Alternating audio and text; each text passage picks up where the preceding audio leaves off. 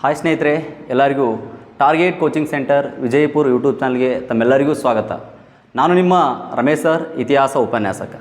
ಇವತ್ತಿನ ಈ ತರಗತಿಯಲ್ಲಿ ಮತ್ತು ಇಂದಿನಿಂದಿಡಿದು 3000 ಪ್ರಶ್ನೆಗಳನ್ನು MCQಗಳನ್ನು ನಿಮ್ಮ ಮುಂದೆ ತರಲಿದ್ದೇನೆ. ಮತ್ತು ಅದು ಭಾರತದ ಇತಿಹಾಸಕ್ಕೆ ಸಂಬಂಧಪಟ್ಟ ಪ್ರಶ್ನೆಗಳು, ಆಲ್ರೆಡಿ ಕೇಳಿರ್ತಕ್ಕಂಥ ಪ್ರಶ್ನೆಗಳು. ಅವು ತುಂಬ ವೇಟೇಜ್ ಇರತಕ್ಕಂಥ ಪ್ರಶ್ನೆಗಳನ್ನು ತಂದಿದ್ದೇನೆ. ಹಾಗಾಗಿ ಡೇ ಬೈ ಡೇ ಏನು ಮಾಡೋಣ್ರಿ, 3000 ಪ್ರಶ್ನೆಗಳನ್ನು ನಾವು ನೋಡ್ತಾ ಹೋಗೋಣ. ಹಾಗಾದರೆ ಇವತ್ತು ನಾವು ಕ್ಲಾಸ್ ಸ್ಟಾರ್ಟ್ ಮಾಡೋಣ. ನೋಡಿರಿ, ಮೊದಲನೇ ಪ್ರಶ್ನೆ ಯಾವ ರೀತಿ ಇದೆ ನೋಡಿರಿ. ಇದು ಆಧುನಿಕ ಭಾರತದ ಇತಿಹಾಸಕ್ಕೆ ಸಂಬಂಧಪಟ್ಟಂಥ ಪ್ರಶ್ನೆ ಆಗಿದೆ. ಕೆಳಗಿನ ಯುದ್ಧಗಳನ್ನು ಕಾಲಾನುಕ್ರಮದಲ್ಲಿ ಬರೀರಿ ಅಂತ ಕೇಳಿರಿ. ಕೆಳಗಿನ ಯುದ್ಧಗಳನ್ನು ಕಾಲಾನುಕ್ರಮದಲ್ಲಿ ಬರೀರಿ ಅಂತ ಕೇಳಿದ್ರೆ ಆಯ್ಕೆಗಳು ನೋಡಿ ಯಾವ ರೀತಿ ಇದ್ದಾವೆ. ವಾಂಡಿ ವಾಶ್ ಕದನ, ಮೊದಲನೇ ಕಾರ್ನಾಟಿಕ್ ಯುದ್ಧ, ಆನಂತರ ನೇಪಾಳ ಯುದ್ಧ, ಬಾಕ್ಸಾರ್ ಯುದ್ಧ. ಈ ಒಂದು ಕ್ವಶನ್ ನೋಡಿರಿ ಈ ರೀತಿ ಕೂಡ ಬರ್ತಾವ ಅನ್ನೋದಕ್ಕೆ ಇದೇ ಸಾಕ್ಷಿ. ಅದಂದರೆ ಕಾಲಾನುಕ್ರಮದಲ್ಲಿ ಕೇಳಿದ್ದಾರೆ ರೀ, ಕ್ರೊನಾಲಜಿಕಲ್ ಆರ್ಡ್ರಲ್ಲಿ ಕೇಳಿದ್ದಾರೆ. ಹಾಗಾದರೆ ಫಸ್ಟ್ ನಾವು ಇದನ್ನು ಆನ್ಸರ್ ಮಾಡಬೇಕಾದ್ರೆ ಫಸ್ಟ್ ಗೊತ್ತಿರಬೇಕು ಯಾವುದು ಯಾವಾಗ ನಡೀತು ಅಂತ ಗೊತ್ತಿರಬೇಕು. ನೋಡಿರಿ, ವಾಂಡಿ ವಾಶ್ ಕದನ ಯಾವಾಗ ನಡೆದಿದೆ? 1760ರಲ್ಲಿ ನಡೆದಿದೆ, ಹೌದಾ? ಹಾಗಾದರೆ ಮೊದಲನೇ ಕಾರ್ನಾಟಿಕ್ ಯುದ್ಧ 1746ರಿಂದ 48. ನೇಪಾಳ ಯುದ್ಧ 1814ರಿಂದ 16. ಬಾಕ್ಸಾರ್ ಕದನ 1764. ಹಾಗಾದರೆ ನಿಮಗೆ ಗೊತ್ತಾಗ್ತಾ ಇದೆ ಈಗ ಆನ್ಸರ್ ಯಾವುದಾಗುತ್ತೆ ಅಂತೇಳಿ ಕೇಳಿ. ನೋಡಿ, ಫಸ್ಟ್ ಒನ್ ಯಾವುದಿದ್ರಲ್ಲಿ, ಫಸ್ಟ್ ಯಾವುದು ಓದ್ತದ್ರಿಗಿನ 1760 ಇದೆ, 1746 ಇದೆ. ನೋಡಿ, ಫಸ್ಟ್ ಬಿ ಆಗುತ್ತೆ. ಆನಂತರ ಯಾವುದಾಗುತ್ತೆ? ಎ ಆಗುತ್ತೆ, ಆನಂತರ ಡಿ, ಆನಂತರ ಸಿ. ಹಾಗಾದರೆ ಇದಕ್ಕೆ ಸರಿಯಾದತ್ತ ಆನ್ಸರ್ ಯಾವುದು ಅಂತಂದರೆ ಫೋರ್ತ್ ಒನ್, ಡಿ ಸರಿಯಾದತ್ತ ಆನ್ಸರ್. ಹಾಗಾದರೆ ನಿಮಗೆಲ್ಲ ಗೊತ್ತಿದೆ ವಾಂಡಿ ವಾಶ್ ಕದನ ಇದು ಫ್ರೆಂಚರ ಅವನತಿಗೆ ಕಾರಣವಾಗಿರ್ತಕ್ಕಂಥ ಕದನ ಇದು. ನೋಡ್ರಿ, ಫ್ರೆಂಚರ್ ನೋಡ್ರಿ ಯಾರ ಮಧ್ಯೆ ನಡೀತು ಅಂತ ಕೇಳ್ತಾರೆ ಎಕ್ಸಾಮಲ್ಲಿ. ಫ್ರೆಂಚರು ಮತ್ತು ಬ್ರಿಟಿಷರ ನಡುವೆ ನಡೆದಿರ್ತಕ್ಕಂಥ ಕದನವಾಗಿದೆ. ನೋಡ್ರಿ, ಯಾವುದು? ವಾಂಡಿ ವಾಶ್ ಕಾಳಗ. ಹಾಗಾದರೆ ವಾಂಡಿ ವಾಶ್ ಕಾಳಗ ಎಷ್ಟನೇ ಕಾರ್ನಾಟಿಕ್ ಯುದ್ಧದಲ್ಲಿ ನಡೀತು ಅಂತಂದರೆ 3ನೇ ಕಾರ್ನಾಟಿಕ್ ಯುದ್ಧದಲ್ಲಿ ನಡೆದಿರ್ತಕ್ಕಂಥ ಸ್ನೇಹಿತರೆ. ನೋಡಿ, 3ನೇ ಕಾರ್ನಾಟಿಕ್ ಯುದ್ಧ.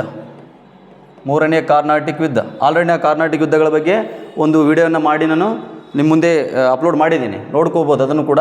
ನೋಡಿರಿ, ಇದು ನಡೆದಿದ್ದು 1758ರಿಂದ 63ರವರೆಗೆ ಆಗುತ್ತೆ.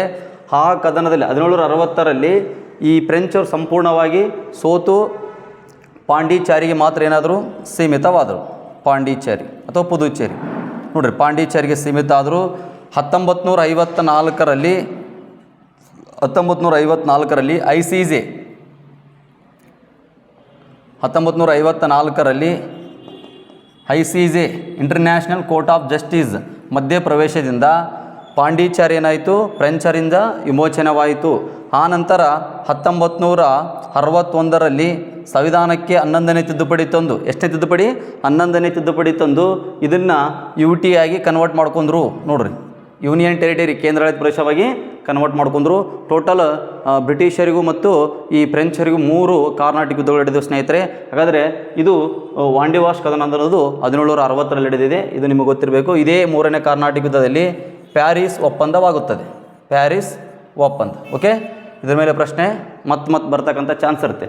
ಹಾಗಾದರೆ ಮೊದಲನೇ ಕಾರ್ನಾಟಿಕ್ ಯುದ್ಧ 1746ರಿಂದ 48. ಇದು ಆಲ್ರೆಡಿ ನಾನು ಒಂದು ವಿಡಿಯೋದಲ್ಲಿ ಏನು ಮಾಡಿದ್ದೀನಿ, ಎಕ್ಸ್ಪ್ಲೇನ್ನ ಕೊಟ್ಟಿದ್ದೀನಿ, ಮತ್ತಿಲ್ಲಿ ಬೇಡ. ಅರ್ಥ ಆಯ್ತಾ? ನೆಕ್ಸ್ಟ್ ಹಾಗಾದರೆ ನೇಪಾಳ ಯುದ್ಧ ನಡೆದಿರ್ತಕ್ಕಂಥದ್ದು 1814ರಿಂದ 16. ನಿಮಗೆ ಗೊತ್ತಿರಬೇಕು ಬಾಕ್ಸರ್ ಕದನ 1764 ಅಕ್ಟೋಬರ್ 22ಕ್ಕೆ ನಡೀತೆ. ಡೇಟ್ ಭಾಳ ಮೋಸ್ಟ್ ಇಂಪಾರ್ಟೆಂಟ. ಎಕ್ಸಾಮಲ್ಲಿ ಡೇಟ್ನ ಕೇಳ್ತಾರೆ, ಇಯರ್ ಜೊತೆಗೆ ಏನು ಕೇಳ್ತಾರೆ? ಡೇಟ್ ಕೇಳ್ತಾರೆ. ತುಂಬ ಇಂಪಾರ್ಟೆಂಟ್ ನೋಡಿ. ಓಕೆ, ಹಾಗಾದರೆ ಇದು ಯಾರ್ಯಾರು ನಡುವೆ ನಡೀತು ಅಂತಂದ್ರಿಗಿನ ನೋಡಿರಿ, ಇದು ತ್ರಿಪಕ್ಷ ಅಥವಾ ತ್ರಿಕೂಟ ವರ್ಸಸ್ ಬ್ರಿಟಿಷರಿಗೆ. ನೋಡ್ರಿ, ಬ್ರಿಟಿಷ್ ಇಲ್ಲಿ ತ್ರಿಪಕ್ಷದಲ್ಲಿ ಯಾರಿದ್ರು ಅದ್ರಿಗಿನ ಇಲ್ಲಿ ಮೀರ್ ಕಾಸಿಮ್ ಮತ್ತು ಅವಾದ್ನ ಸುಜಾ ದೌಲಾ ಮತ್ತು ಮೊಘಲ್ ದೊರೆ 2ನೇ ಶಾ ಆಲಂ ಕೂಡ ಭಾಗಿಯಾಗಿದ್ದ. ಅದಕ್ಕೆ ಇದನ್ನು ತ್ರಿಪಕ್ಷ ಅಥವಾ ತ್ರಿಕೂಟ ಅಥವಾ ಮುಸ್ಲಿಂ ಕೂಟ ಅಂತ ಕರೀತಾರೆ. ಇವರೆಲ್ಲ 3 ಜನ ಕೂಡ ಇವರು ಮುಸ್ಲಿಮರೇ. ನೋಡಿ, ಹಾಗಾದರೆ ಬ್ರಿಟಿಷರಲ್ಲಿ ಯಾರಿದ್ರು? ಬ್ರಿಟಿಷರ ಒಂದು ಮುಂದಾಳತ್ವವನ್ನು ವಹಿಸಿದ್ರು ಅವರು ಈ ಯುದ್ಧದಲ್ಲಿಪ್ಪ ಅಂತಂದ್ರಿಗಿನ ಬಾಕ್ಸರ್ ಕದನದಲ್ಲಿ ಹೆಕ್ಟರ್ ಮನ್ರೋ ಅವರು ಹೆಕ್ಟರ್ ಮನ್ರೋ ನೋಡ್ರಿ, ಹೆಕ್ಟರ್ ಮನ್ರೋ ಭಾಗವಹಿಸಿದ್ದ ಈ ಕದನದಲ್ಲಿ, ಈ ಬಾಕ್ಸರ್ ಕದನದಲ್ಲಿ ಈ ತ್ರಿಪಕ್ಷಕ್ಕೆ ಏನಾಯಿತು, ಸೋಲಾಯಿತು. ಈ ಬ್ರಿಟಿಷರಿಗೆ ಏನಾಯಿತು, ಗೆಲುವಾಯಿತು. ಹೆಕ್ಟರ್ ಮನ್ರೋನಿಗೆ ಏನಾಯಿತು, ಗೆಲುವಾಯಿತು. ಹಾಗಾದರೆ ಬಾಕ್ಸರ್ ಕದನ ಇದು ಸೈನಿಕ ಸಾಧನೆ ಅಂತ ಕೂಡ ಹೇಳ್ಬೋದು. ಯಾಕಂದರೆ ಪ್ಲಾಸ್ಟಿಕ್ ಕದನ ಏನಪ್ಪ ಅಂದ್ರಿಗಿನ ಅದು ಯುದ್ಧನೇ ನಡೆಯಂಗಿಲ್ಲ, ಅದೊಂಥರ ವ್ಯವಹಾರ ಆದಂಗೆ ಆಗ್ತೈತೆ. ಬಟ್ ಆದ್ರೆ ಇದು ಯುದ್ಧ ನಡೀತೈತಿ. ಇದು ಎಲ್ಲಿ ನಡೀತದೆ ಅಂದ್ರಿಗಿನ ಬಾಕ್ಸರ್ ಎಂಬುವಂಥ ಯುದ್ಧ ಭೂಮಿ ಎಲ್ಲಿ ನಡೀತದೆ, ಇದು ಬಾಕ್ಸರ್ ಎಂಬುವಂಥ ಯುದ್ಧ ಭೂಮಿ ಎಲ್ಲಿ ಕಂಡು ಬರುತ್ತೆ ಅಂತಂದರೆ ಇದು ಬಿಹಾರದಾಗ ಕಂಡು ಬರುತ್ತೆ ರೀ. ಎಲ್ಲಿ, ಬಿಹಾರದಲ್ಲಿ ಕಂಡು ಬರ್ತಕ್ಕಂಥದ್ದು. ಈ ರೀತಿ ಕೂಡ ಪ್ರಶ್ನೆಗಳು ಏನು ಮಾಡ್ತಾರೆ ರೀ, ಕೇಳ್ತಿರ್ತಾರೆ. ರೈಟ್, ಇದೇ ಬಾಕ್ಸರ್ ಕದನದ ನಂತರ, ಈ ಸೋಲಿನ ನಂತರ ಈ ಈ ಒಂದು ಸುಜಾದೌಲಾ ಎರಡನೇ ಶಾಲಂ ನಡುವೆ ಏನು ನಡೀತು ಅಂತಂದ್ರಿಗಿನ ಒಂದು ಅಲಹಾಬಾದ್ ಒಪ್ಪಂದ ಆಗುತ್ತೆ ರೀ. ಅಲಹಾಬಾದ್ ಒಪ್ಪಂದ ನೋಡ್ರಿ, ಅಲಹಾಬಾದ್ ಟ್ರಿಟಿ, ಅಲಹಾಬಾದ್ ಒಪ್ಪಂದ ವೆರಿ ಇಂಪಾರ್ಟೆಂಟ್ ಸ್ನೇಹಿತರೆ. ಇವೆಲ್ಲ ಡೈರೆಕ್ಟ್ ಕ್ವಶನ್ ಕೂಡ ಕೇಳ್ತಕ್ಕಂಥ ಸಾಧ್ಯತೆ ಇರುತ್ತೆ. ಅದರ ಅಲಹಾಬಾದ್ ಒಪ್ಪಂದ ಆಗಿದ್ದು 1765ರಲ್ಲಿ. ಈ ಒಪ್ಪಂದಕ್ಕೆ ಬ್ರಿಟಿಷರು ಯಾರು ನೇಮಕ ಮಾಡ್ತಾರೆ ಅಂತಂದರೆ ಹೆಕ್ಟರ್ ಮನ್ರೋ ಅವ್ರನ್ನ ನೇಮಕ ಮಾಡಲ್ಲ. ಯಾಕಂದರೆ ಹೆಕ್ಟರ್ ಮನ್ರೋಗೆ ಯುದ್ಧ ಮಾಡೋದು ಬಿಟ್ಟರೆ ಈ ಒಪ್ಪಂದಗಳನ್ನು ಮಾಡ್ಕೊಳ್ಳೋದು ಗೊತ್ತಿರಲ್ಲ ಅವನಿಗೆ. ಹಾಗಾಗಿ ಹೆಕ್ಟರ್ ಮನ್ರೋನ್ನ ಯುದ್ಧ ಅಂದರೆ ಒಪ್ಪಂದಕ್ಕೆ ಕಳಿಸ್ಲಿಲ್ಲ. ಬಟ್ ಅಲ್ಲಿ ಯಾರಿಗೆ ಕಳಿಸ್ತಾರೆ ಅಂದರೆ ರಾಬರ್ಟ್ ಕ್ಲೈವ್ಗೆ ಕಳಿಸ್ತಾರೆ. ಯಾಕಂದರೆ ರಾಬರ್ಟ್ ಕ್ಲೈವ್ ಭಾಳ ಚಾಣಾಕ್ಷ. ಯಾವ ಸಂದರ್ಭದಲ್ಲಿ ಯಾವ ಒಪ್ಪಂದಗಳನ್ನು ಹಾಕಬೇಕು ಅನ್ನೋದು ಗೊತ್ತಿತ್ತು, ಯಾವ ಷರತ್ತುಗಳನ್ನು ದೇಶ ರಾಜರ ಮೇಲೆ ಏರಬೇಕು ಅನ್ನೋದು ಕೂಡ ಗೊತ್ತಿತ್ತು. ಹಾಗಾಗಿ ಬ್ರಿಟಿಷ್ ಸರ್ಕಾರ ಏನು ಮಾಡಿತ್ತು ಅಂದ್ರೆ ಇಂಗ್ಲೆಂಡಿಂದ ಮತ್ತೆ ಯಾರನ್ನ ಕಳಿಸ್ತು, ರಾಬರ್ಟ್ ಕ್ಲೈವ್ನ ಕಳಿಸ್ತು ಅನ್ನೋದು ಗೊತ್ತಿರಬೇಕು. ಹಾಗಾದ್ರೆ ಅಲಹಾಬಾದ್ ಒಪ್ಪಂದ ಮಾಡ್ಕೊಂಡವ್ರು ಯಾರು, ರಾಬರ್ಟ್ ಕ್ಲೈವ್ ಅನ್ನೋದು ನಿಮ್ಗೆ ನಿಖರವಾಗಿ ಗೊತ್ತಿರಬೇಕು ಸ್ನೇಹಿತರೆ. ಇದೇ ಅಲಹಾಬಾದ್ ಒಪ್ಪಂದದಲ್ಲಿ ಈ ರಾಬರ್ಟ್ ಕ್ಲೈವ್ ಏನು ಮಾಡಿದ ಅಂತಂದ್ರಿಗಿನ ದ್ವಿಮುಖ ಸರ್ಕಾರ ಪದ್ಧತಿಯನ್ನು ಜಾರಿಗೊಳಿಸಿದ. ದ್ವಿಮುಖ ಸರ್ಕಾರ ಪದ್ಧತಿಯನ್ನು ಏನು ಮಾಡಿದ್ರಿ, ಜಾರಿಗೊಳಿಸಿರ್ತಕ್ಕಂಥದ್ದು. ಓಕೆ ಸ್ನೇಹಿತರೆ, ಇದು ನಿಮಗೆ ಗೊತ್ತಿರಬೇಕು. ಹಾಗಾದ್ರೆ ನಾವು ಇನ್ನಷ್ಟು ವಿಷಯಗಳನ್ನು ಮುಂದೆ ಮತ್ತೆ ಏನಾಗ್ತವೆ, ಪ್ರಶ್ನೆಗಳು ರಿಪೀಟ್ ಆಗ್ತಿರ್ತಾವೆ. ರಿಪೀಟ್ ಆಗತಕ್ಕಂಥ ಪ್ರಶ್ನೆಗಳನ್ನು ಬೇಡ, ನಾವು ಹಲವಾರು ಬೇರೆ ರಿಪೀಟ್ ಆಗಿರಲಿ ಕ್ವಶನ್, ಆದರೆ ಅದನ್ನು ಒಂದೇ ಬೇರೆ ನಾವೇನು ಮಾಡೋಣ, ಈ ಒಂದು ವಿಡಿಯೋದಲ್ಲಿ ಅಥವಾ ಈ ತರಗತಿಯಲ್ಲಿ ತೊಗೊಳ್ಳೋಣ ನಾವು. ಓಕೆ ನೋಡಿ, ನೆಕ್ಸ್ಟ್ ಪ್ರಶ್ನೆಗೆ ಹೋಗೋಣ ಸ್ನೇಹಿತರೆ. ಕೆಳಗಿನ ಐತಿಹಾಸಿಕ ಘಟನೆಗಳನ್ನು ಕಾಲಾನುಕ್ರಮದಲ್ಲಿ ಗುರುತಿಸಿ. ನೋಡ್ರಿ, ಮತ್ತೆ ಎರಡನೇ ಪ್ರಶ್ನೆ ಕೂಡ ಇದೇ ಇದೆ. ಎರಡನೇ ಪ್ರಶ್ನೆ ಏನಿದೆ, ಕ್ರೊನಾಲಾಜಿಕಲ್ ಆರ್ಡರಲ್ಲಿ ಕೇಳಿರ್ತಕ್ಕಂಥದ್ದು. ನೋಡ್ರಿ, ಸ್ವದೇಶಿ ಚಳವಳಿ, ಓಮ್ ರೂಲ್ ಲೀಗ್, ಬಂಗಾಳದ ವಿಭಜನೆ, ಸೂರತ್ ವಿಭಜನೆ ಅಂತ ಕೊಟ್ಟಿದ್ದಾರೆ. ಹಾಗಾದರೆ ನೀಡಿರುವ ಆಯ್ಕೆಗಳಲ್ಲಿ ಸರಿಯಾದ ಉತ್ತರವನ್ನು ಆರಿಸಿ ಅಂತ ಕೇಳಿದ್ದಾರೆ. ಹಾಗಾದ್ರೆ ಫಸ್ಟ್ ನಾವು ಉತ್ತರವನ್ನು ಹುಡುಕುವಂಥ ಪ್ರಯತ್ನ ಮಾಡೋಣ. ಹಾಗಾದರೆ ನೋಡಿ, ಫಸ್ಟ್ ಸ್ವದೇಶಿ ಚಳವಳಿ ಸ್ಟಾರ್ಟ್ ಆಗಿದ್ದು 1906, ಓಮ್ ರೂಲ್ ಲೀಗ್ 1916, ಬಂಗಾಳ ವಿಭಜನೆ ಆಗಿದ್ದು 1905, ಸೂರತ್ ಒಡಕಾಗಿದ್ದು ವಿಭಜನೆ ಆಗಿದ್ದು 1907. ನೋಡಿ, 1907 ಸ್ನೇಹಿತರೆ. ಹಾಗಾದರೆ ನೋಡಿ, ಇದರಲ್ಲಿ ಫಸ್ಟ್ ಯಾವುದಿದೆ, ಬಂಗಾಳ ವಿಭಜನೆ ಇದೆ. ಸಿಂಪಲ್, ಫಸ್ಟ್ ನೋಡಬೇಕು ಸಿ ಎಲ್ಲಿದೆ ಅಂತ ನೋಡಬೇಕು. ಎಸ್ ಇಲ್ಲಿದೆ. ಹಾಗಾದರೆ ಎಲ್ಲಿ ಸಿ ಇಲ್ಲ, ನಮಗೆ 100% ಗೊತ್ತು. ಬಂಗಾಳ ವಿಭಜನೆ ಆಗಿದ್ದು 1905 ಅಕ್ಟೋಬರ್ 16 ಅಂತ ನಮಗೆ ಗೊತ್ತು. ಅಕ್ಟೋಬರ್ 16 ಏನಾಗುತ್ತೆ, ಬಂಗಾಳ ವಿಭಜನೆ ಆಗುತ್ತೆ. ನೋಡಿ, ಇದು ನಮಗೆ ನಿಖರವಾಗಿ ಗೊತ್ತಿದೆ. ಇದೇ ಅಂತಲ್ಲ, ಯಾವುದಾದ್ರೂ ಗೊತ್ತಿದ್ರೂ ಪರವಾಗಿಲ್ಲ, ಅದನ್ನು ಫಸ್ಟ್ ಏನು ಮಾಡಬೇಕು, ನೀವು ಕ್ಯಾಚ್ ಮಾಡಬೇಕು. ಗೊತ್ತಾಗಿಬಿಡುತ್ತೆ ಆನ್ಸರ್ ಆಲ್ರೆಡಿ. ನೋಡಿ, CADB. ಹಾಗಾದ್ರೆ ಸರಿಯಾದಂಥ ಉತ್ತರ ಫಸ್ಟ್ ಸ್ನೇಹಿತರೆ, CADB. ನೋಡಿರಿ, ಹಾಗಾದರೆ ಸ್ವಲ್ಪ ಇವ್ರ ಬಗ್ಗೆ ನಾವು ಮಾಹಿತಿಯನ್ನು ತಿಳ್ಕೊಳ್ಳೋಣ. ಸ್ವದೇಶಿ ಚಳವಳಿ ಮತ್ತು ಬಂಗಾಳ ವಿಭಜನೆ, ಓಮ್ ರೂಲ್ ಲೀಗ್ ಮತ್ತು ಸೂರತ್ ಒಡಕು. ನೋಡಿರಿ, ಸೂರತ್ ಒಡಕು ಅಂತ ಕರಿತೀವಿ ಅಥವಾ ಸೂರತ್ ಸ್ಪಿಟ್ ಅಂತ ಕರಿತೀವಿ. ಫಸ್ಟ್ ನೋಡಿರಿ, ಸ್ವದೇಶಿ ಚಳವಳಿ ಆಗಿದ್ದು 1906ರಲ್ಲಿ. ಸ್ವದೇಶಿ ಚಳವಳಿ ಯಾಕಾಗುತ್ತೆ ಫಸ್ಟ್ ನೋಡಬೇಕಾ. ಸ್ವದೇಶಿ ಚಳವಳಿಗೂ ಮತ್ತು ಈ ಬಂಗಾಳ ವಿಭಜನೆಗೂ ಒಂದಕ್ಕೊಂದು ಇಂಟರ್ಲಿಂಕ್ ಇದೆ ಸ್ನೇಹಿತರೆ. ನೋಡಿ, ಯಾವ ರೀತಿ ಅಂದ್ರೆಗಿನ 1905 ಅಕ್ಟೋಬರ್ 16ರಂದು ಈ ಅಂದಿನ ವೈಸ್ರಾಯನಾಗಿರ್ತಕ್ಕಂಥ ಲಾರ್ಡ್ ಕರ್ಜನ್ ಅವರು ಏನು ಮಾಡಿದರು ಅಂತಂದ್ರೆ ಬಂಗಾಳವನ್ನು ವಿಭಜನೆ ಮಾಡಿದರು. ಆದರೆ ಬಂಗಾಳನ ವಿಭಜನೆ ಮಾಡ್ತಕ್ಕಂಥದ್ದು ಅವರು ರಾಜಕೀಯ ಕಾರಣವನ್ನು ಕೊಟ್ಟರು. ಅವರು ಅಂದರೆ ಬಂಗಾಳ ವಿಭಜನೆ ಯಾಕೆ ಮಾಡ್ತೀಯ ಅಂತ ಕೇಳಿದ್ರಿಗಿನ ಅವ್ರು ಏನು ಕೊಟ್ಟರು, ರಾಜಕೀಯ ಕಾರಣವನ್ನು ಕೊಟ್ಟರು. ಯಾರು, ಪೊಲಿಟಿಕಲ್ ರೀಸನ್ ಕೊಟ್ಟರು ಲಾರ್ಡ್ ಕರ್ಜನ್. ಅಂದರೆ ಬಂಗಾಳ ಅನ್ನೋದು ಏನಾಗ್ತಾ ಇದೆ, ವಿಸ್ತೀರ್ಣದಲ್ಲಿ ದೊಡ್ಡದಿದೆ, ಅಂದ್ರೆ ಭಾಳ ವಿಸ್ತಾರವಾಗಿದೆ. ಅದನ್ನು 2 ಭಾಗ ಮಾಡಿದರೆ ನಮಗೆ ಆಡಳಿತ ಮಾಡಲಿಕ್ಕೆ ಏನಾಗುತ್ತೆ, ಅನುಕೂಲ ಆಗುತ್ತೆ. ಮತ್ತು ಹಿಂದುಳಿದಿರ್ತಕ್ಕಂಥ ಅಸ್ಸಾಮನ್ನು, ಅತಿ ಹಿಂದುಳಿದಿರ್ತಕ್ಕಂಥ ಅಸ್ಸಾಂ ರಾಜ್ಯವನ್ನು ನಾವು ಡೆವಲಪ್ ಮಾಡ್ತೀವಿ ಅಂತ ಹೇಳಿದರು. ಮತ್ತು ಚದುರಿರ್ತಕ್ಕಂಥ ಓರಿಯಾ ಭಾಷೆಯನ್ನು ಆಡ್ತಕ್ಕಂಥವ್ರು ನಾವೇನು ಮಾಡ್ತೀವಿ ಮತ್ತು ಒಗ್ಗೂಡಿಸ್ತು ಅಂತ ಹೇಳಿದರು. ಬಟ್ ಅದು ಯಾವುದೂ ಇದರಲ್ಲಿ ಇಲ್ಲ, ಜಸ್ಟ್ ನೆಪ ಮಾತ್ರ ಆಗಿತ್ತು. ಬಟ್ ಅವನ ವಾಸ್ತವಿಕ ವಿಚಾರ ಏನಪ್ಪ ಅಂತಂದ್ರೆ ಈ ಹಿಂದೂ ಮತ್ತು ಮುಸ್ಲಿಮರ ಐಕ್ಯತೆಯನ್ನು ಒಡೆಯುವುದು. ನೋಡ್ರಿ, ಹಿಂದೂ ಮುಸ್ಲಿಮರಲ್ಲಿರ್ತಕ್ಕಂಥ ಐಕ್ಯತೆಯನ್ನು ಅವನು ಏನು ಮಾಡಬೇಕು, ಒಡಿಬೇಕು ಅಂದ್ಕೊಂಡಿದ್ನ. ಯಾಕಂದರೆ ಅಲ್ಲಿರ್ತಕ್ಕಂಥ ಕಾರ್ಯದರ್ಶಿ ಹೇಳಿದ್ನ, ಬಂಗಾಳ ಅನ್ನೋದು ಶಕ್ತಿ, ಬಂಗಾಳ ಅನ್ನೋದೇ ಒಂದು ಶಕ್ತಿ. ಆ ಶಕ್ತಿನ ನಾವು ಒಡಬೇಕಂದ್ರೆ, ಆ ಶಕ್ತಿನ ಕಡಿಮೆ ಮಾಡಬೇಕಂದ್ರೆ ಫಸ್ಟ್ ಏನು ಮಾಡಬೇಕು, ಬಂಗಾಳನ ವಿಭಜನೆ ಮಾಡಬೇಕು ಅಂತ ಹೇಳಿದ್ದ. ಅಷ್ಟೇ ಅಲ್ಲ, ಲಾರ್ಡ್ ಕರ್ಜನ್ ಕೂಡ ಹೇಳಿದ್ದ, ಏನಿದ್ದ, ಬಂಗಾಳ ಅನ್ನೋದು ಬ್ರಿಟಿಷ್ ಸಾಮ್ರಾಜ್ಯಕ್ಕೆ ಒಂದು ಬೆದರಿಕೆಯಾಗಿದೆ, ಬಂಗಾಳ ಅನ್ನೋದು ಒಂದು ಬ್ರಿಟಿಷ್ ಸಾಮ್ರಾಜ್ಯಕ್ಕೆ ಬೆದರಿಕೆಯಾಗಿದೆ, ಥ್ರೆಟ್ ಅಂತ ಕರಿತೀವಿ ನಾವು. ಹಾಗಾಗಿ ಈ ಒಂದು ಬಂಗಾಳವನ್ನು ಡಿವೈಡ್ ಮಾಡಲಿಲ್ಲ ಅಂತಂದ್ರೆ ನಾವಿಲ್ಲಿ ಸಾಮ್ರಾಜ್ಯ ಕಟ್ಟೋಕ್ಕಾಗಲ್ಲ ಅಂತ ಕೂಡ ಹೇಳಿದ್ದ. ಯಾರು, ಬ್ರಿಟನ್ ಸಂಸತ್ತಿಗೆ ಹೇಳಿದ್ವಿ ಲಾರ್ಡ್ ಕರ್ಜನ್. ಹಾಗಾಗಿ ಬ್ರಿಟನ್ ಸಂಸತ್ತು ಏನು ಮಾಡ್ತಿ ಅಂದ್ರೆ ಇವ್ನಿಗೆ ಗ್ರೀನ್ ಸಿಗ್ನಲ್ ಕೊಡ್ತು, ಏನು ಮಾಡ್ತೀವಿ ಮಾಡು ಅಂತ ಹೇಳ್ಕೇಸಿ. ಹಾಗಾಗಿ ಏನು ಮಾಡಿದ, ಬಂಗಾಳವನ್ನು ಏನು ಮಾಡಿದ, ವಿಭಜನೆ ಮಾಡಿದ. ಆ್ಯಕ್ಚುಲಿ ಬಂಗಾಳ ವಿಭಜನೆ ಯಾವ ರೀತಿ ಮಾಡಬೇಕಾಗಿತ್ತು ಅಂತಂದ್ರೆ ನಮ್ಮ ರಾಷ್ಟ್ರೀಯವಾದಿಗಳ ಪ್ರಕಾರ, ಎಕ್ಸಾಂಪಲ್ ನೋಡ್ರಿ, ನಮ್ಮ ರಾಷ್ಟ್ರೀಯವಾದಿಗಳು ಏನು ಹೇಳ್ತಾರಂತಂದರೆ ಬಂಗಾಳವನ್ನು ಈ ರೀತಿ ಡಿವೈಡ್ ಮಾಡಬೇಕಂತ ಹೇಳ್ತಾರೆ. ನಾರ್ತ್ ಸೌತ್ ಆಗಿ ಹೊಡಿಬೇಕಾಗಿತ್ತು ಅಂತ ಹೇಳ್ತಾರೆ. ಯಾಕೆ ನಾರ್ತು ಸೌತ್ ಅಂದ್ರಿಗಿನ, ಈ ಕಡೆ ಹಿಂದೂಗಳಿದ್ದರು, ಈ ಕಡೆ ಮುಸ್ಲಿಮರಿದ್ದರು, ಈ ಕಡೆ ಹಿಂದೂಗಳಿದ್ದರು, ಈ ಕಡೆ ಮುಸ್ಲಿಮರಿದ್ದರು. ಅರ್ಥ ಆಯ್ತು ಸ್ನೇಹಿತರೆ? ಹಾಗಾಗಿ ಹಿಂಗೆ ಹೊಡೆಯೋದ್ರಿಂದ ಏನಾಗುತ್ತಂದ್ರೆ ಅವರಲ್ಲಿರ್ತಕ್ಕಂಥ ಐಕ್ಯತೆ ಉಳಿತೈತೆ ರೀ, ಸಾಮರಸ್ಯ ಕೂಡ ಉಳಿತೈತೆ. ಬಟ್ ಈ ರೀತಿ ಹೊಡೆಯೋದ್ರಿಂದ ಏನಾಗುತ್ತಂದ್ರೆ ನೋಡಿರಿ, ಇಲ್ಲಿ ಹಿಂದೂ, ಇಲ್ಲಿ ಹಿಂದೂ, ಇಲ್ಲಿ ಮುಸ್ಲಿಂ, ಹಾಗಾಗಿ ಒನ್ ಸೈಡ್ ಆಗಿಬಿಡುತ್ತೆ. ಏನಾಗುತ್ತೆ, ಅಲ್ಲಿ ಮತೀಯ ಬೀಜ ಅನ್ನೋದು ಏನಾಗುತ್ತೆ, ಬೇರೂರುತ್ತೆ. ಹಾಗಾಗಿ ಈ ಒಂದು ಕೋಮವಾದವನ್ನು ಹುಟ್ಟಾಕ್ತಾರೆ ಯಾರು, ಬ್ರಿಟಿಷರು. ಇದು ನಿಮಗೆ ಗೊತ್ತಿರಬೇಕಾಗಿದ್ದು. 1905 ಅಕ್ಟೋಬರ್ 16 ಏನಾಗುತ್ತೆ, ಲಾರ್ಡ್ ಕರ್ಜನ್ ಬಂಗಾಳ ವಿಭಜನೆ ಮಾಡ್ತಾನೆ. ಆನಂತರ ಈ ಬಂಗಾಳ ವಿಭಜನೆ ವಿರೋಧವಾಗಿ ಹಲವಾರು ಚಳವಳಿ ಹಿಡಿದು, ಅದರಲ್ಲಿ ವಂಗಭಂಗ ಚಳವಳಿ ಅಂತ ನಡೀತೆ. ವಂಗಭಂಗ ಚಳವಳಿ ನೋಡ್ರಿ, ಇದು ನೆನ್ಪಿಟ್ಕೋರಿ, ವಂಗಭಂಗ ಚಳವಳಿ ಇದು 1905 ನಡೆಯುತ್ತೆ. ರವೀಂದ್ರನಾಥ್ ಟ್ಯಾಗೋರ್ ಅವ್ರು ಮಾಡ್ತಾರೆ ಇದನ್ನು.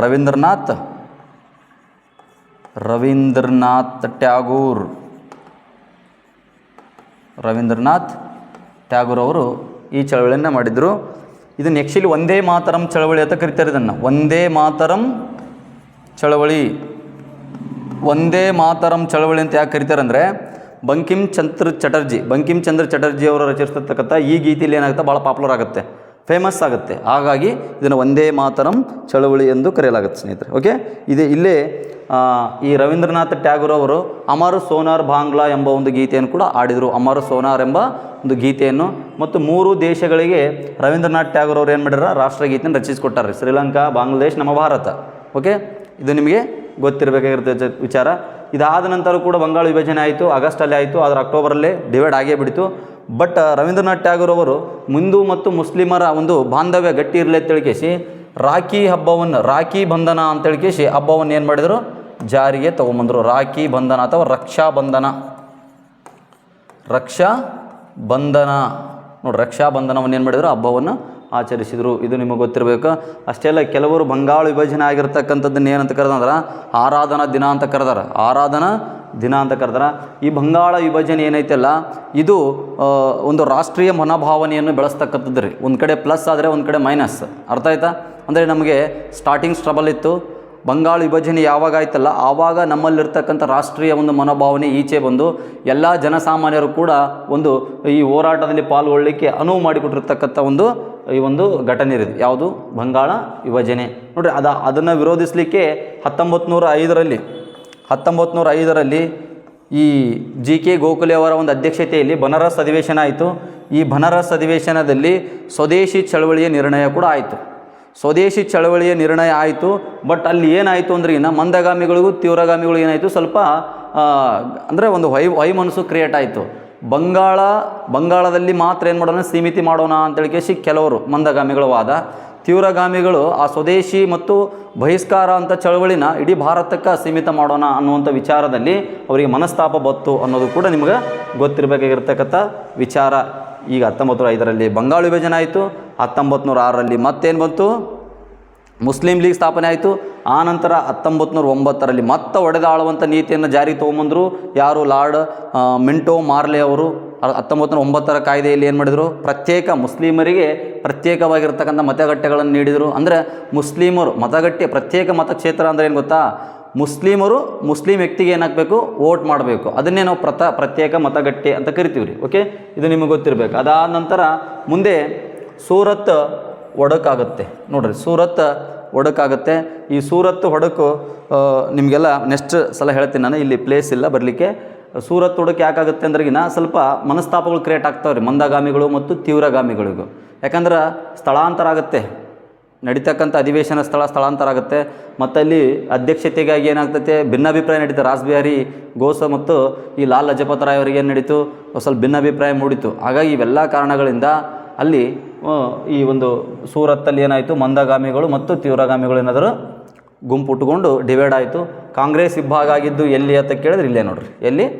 ಕಾಂಗ್ರೆಸ್ ಇಬ್ಬಾಗ ಆಗಿದ್ದು ಸೂರತ್ ಅಧಿವೇಶನದಲ್ಲಿ. ಸೂರತ್ ಅಧಿವೇಶನದಲ್ಲಿ ಇದಕ್ಕೆ ಯಾರು ಅಧ್ಯಕ್ಷರಾಗಿದ್ದರು ಅಂತ ಕೇಳಿದ್ರೆ ರಾಸ್ ಬಿಹಾರಿ ಘೋಷ್. ಓಕೆ, ನೆಕ್ಸ್ಟ್ ಪ್ರಶ್ನೆ ನೋಡೋಣ ಸ್ನೇಹಿತರೆ. ನೋಡಿ, ಕೆಳಗಿನವರಲ್ಲಿ ಯಾರು ಮಂದಗಾಮಿ ನಾಯಕರಾಗಿರಲಿಲ್ಲ ಅಂತ ಪ್ರಶ್ನೆ ಕೇಳಿದಾರ.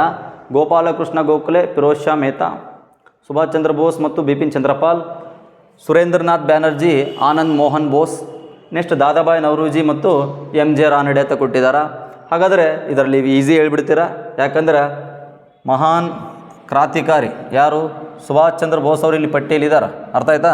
ಹಾಗಾಗಿ ಸರಿಯಾದಂಥ ಉತ್ತರ ಬಿ ಆಗುತ್ತೆ ಸ್ನೇಹಿತರೆ. ಸರಿಯಾದಂಥ ಉತ್ತರ ಬಿ ನೋಡ್ರಿ. ಹಾಗಾದರೆ ಮಂದಗಾಮಿಗಳು ಹಲವಾರು ಜನ ಇದ್ದಾರೆ.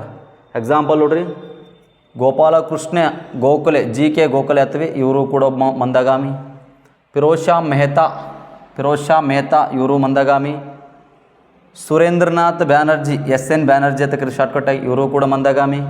ಆನಂದ್ ಮೋಹನ್ ಬೋಸ್ ಇವರು ಕೂಡ ಮಂದಗಾಮಿ. ನೆಕ್ಸ್ಟ್ ದಾದಾಭಾಯ್ ನವರೋಜಿ ಇವರು ಕೂಡ ಮಂದಗಾಮಿ. ನೆಕ್ಸ್ಟ್ MG ರಾನಡೆ ಮಂದಗಾಮಿ. ಮತ್ತು ಇವ್ರನ್ನ ಬಿಟ್ಟರೆ ಬೇರೆ ಬೇರೆಯವರು ಕೂಡ ಇದ್ದಾರೆ. ಅರ್ಥ ಆಯ್ತಾ? ನೋಡ್ರಿ, ಈಗ KT ತೆಲಾಂಗ್ ಇವರು ಕೂಡ ಏನು? ಮಂದಗಾಮಿ. ಅರ್ಥ ಆಯ್ತಾ? ನೆಕ್ಸ್ಟ್ ಶಂಕರ್ ನಯಾರ್ ಇವರು ಕೂಡ ಮಂದಗಾಮಿ. ಶಂಕರ್ ನಯಾರ್ ಅವರು ಕೂಡ ಮಂದಗಾಮಿ. ನೋಡ್ರಿ, ಇಷ್ಟೆಲ್ಲ ಇಂಪಾರ್ಟೆಂಟ್ ಗೊತ್ತಿರಬೇಕಾ. ಬಟ್ ಗೋಪಾಲಕೃಷ್ಣ ಗೋಖಲೆ ಅವರು ಒಂದು ಸರ್ವೆಂಟ್ಸ್ ಆಫ್ ಇಂಡಿಯಾ ಸೊಸೈಟಿಯನ್ನು ಸ್ಥಾಪನೆ ಮಾಡ್ತಾರೆ. ಭಾರತೀಯ ದೇವರ ಸಂಘ ಅಂತೇಳಿ ಕೇಶಿ, ಅಥವಾ ಸೇವಕರ ಸಂಘ servants of India society.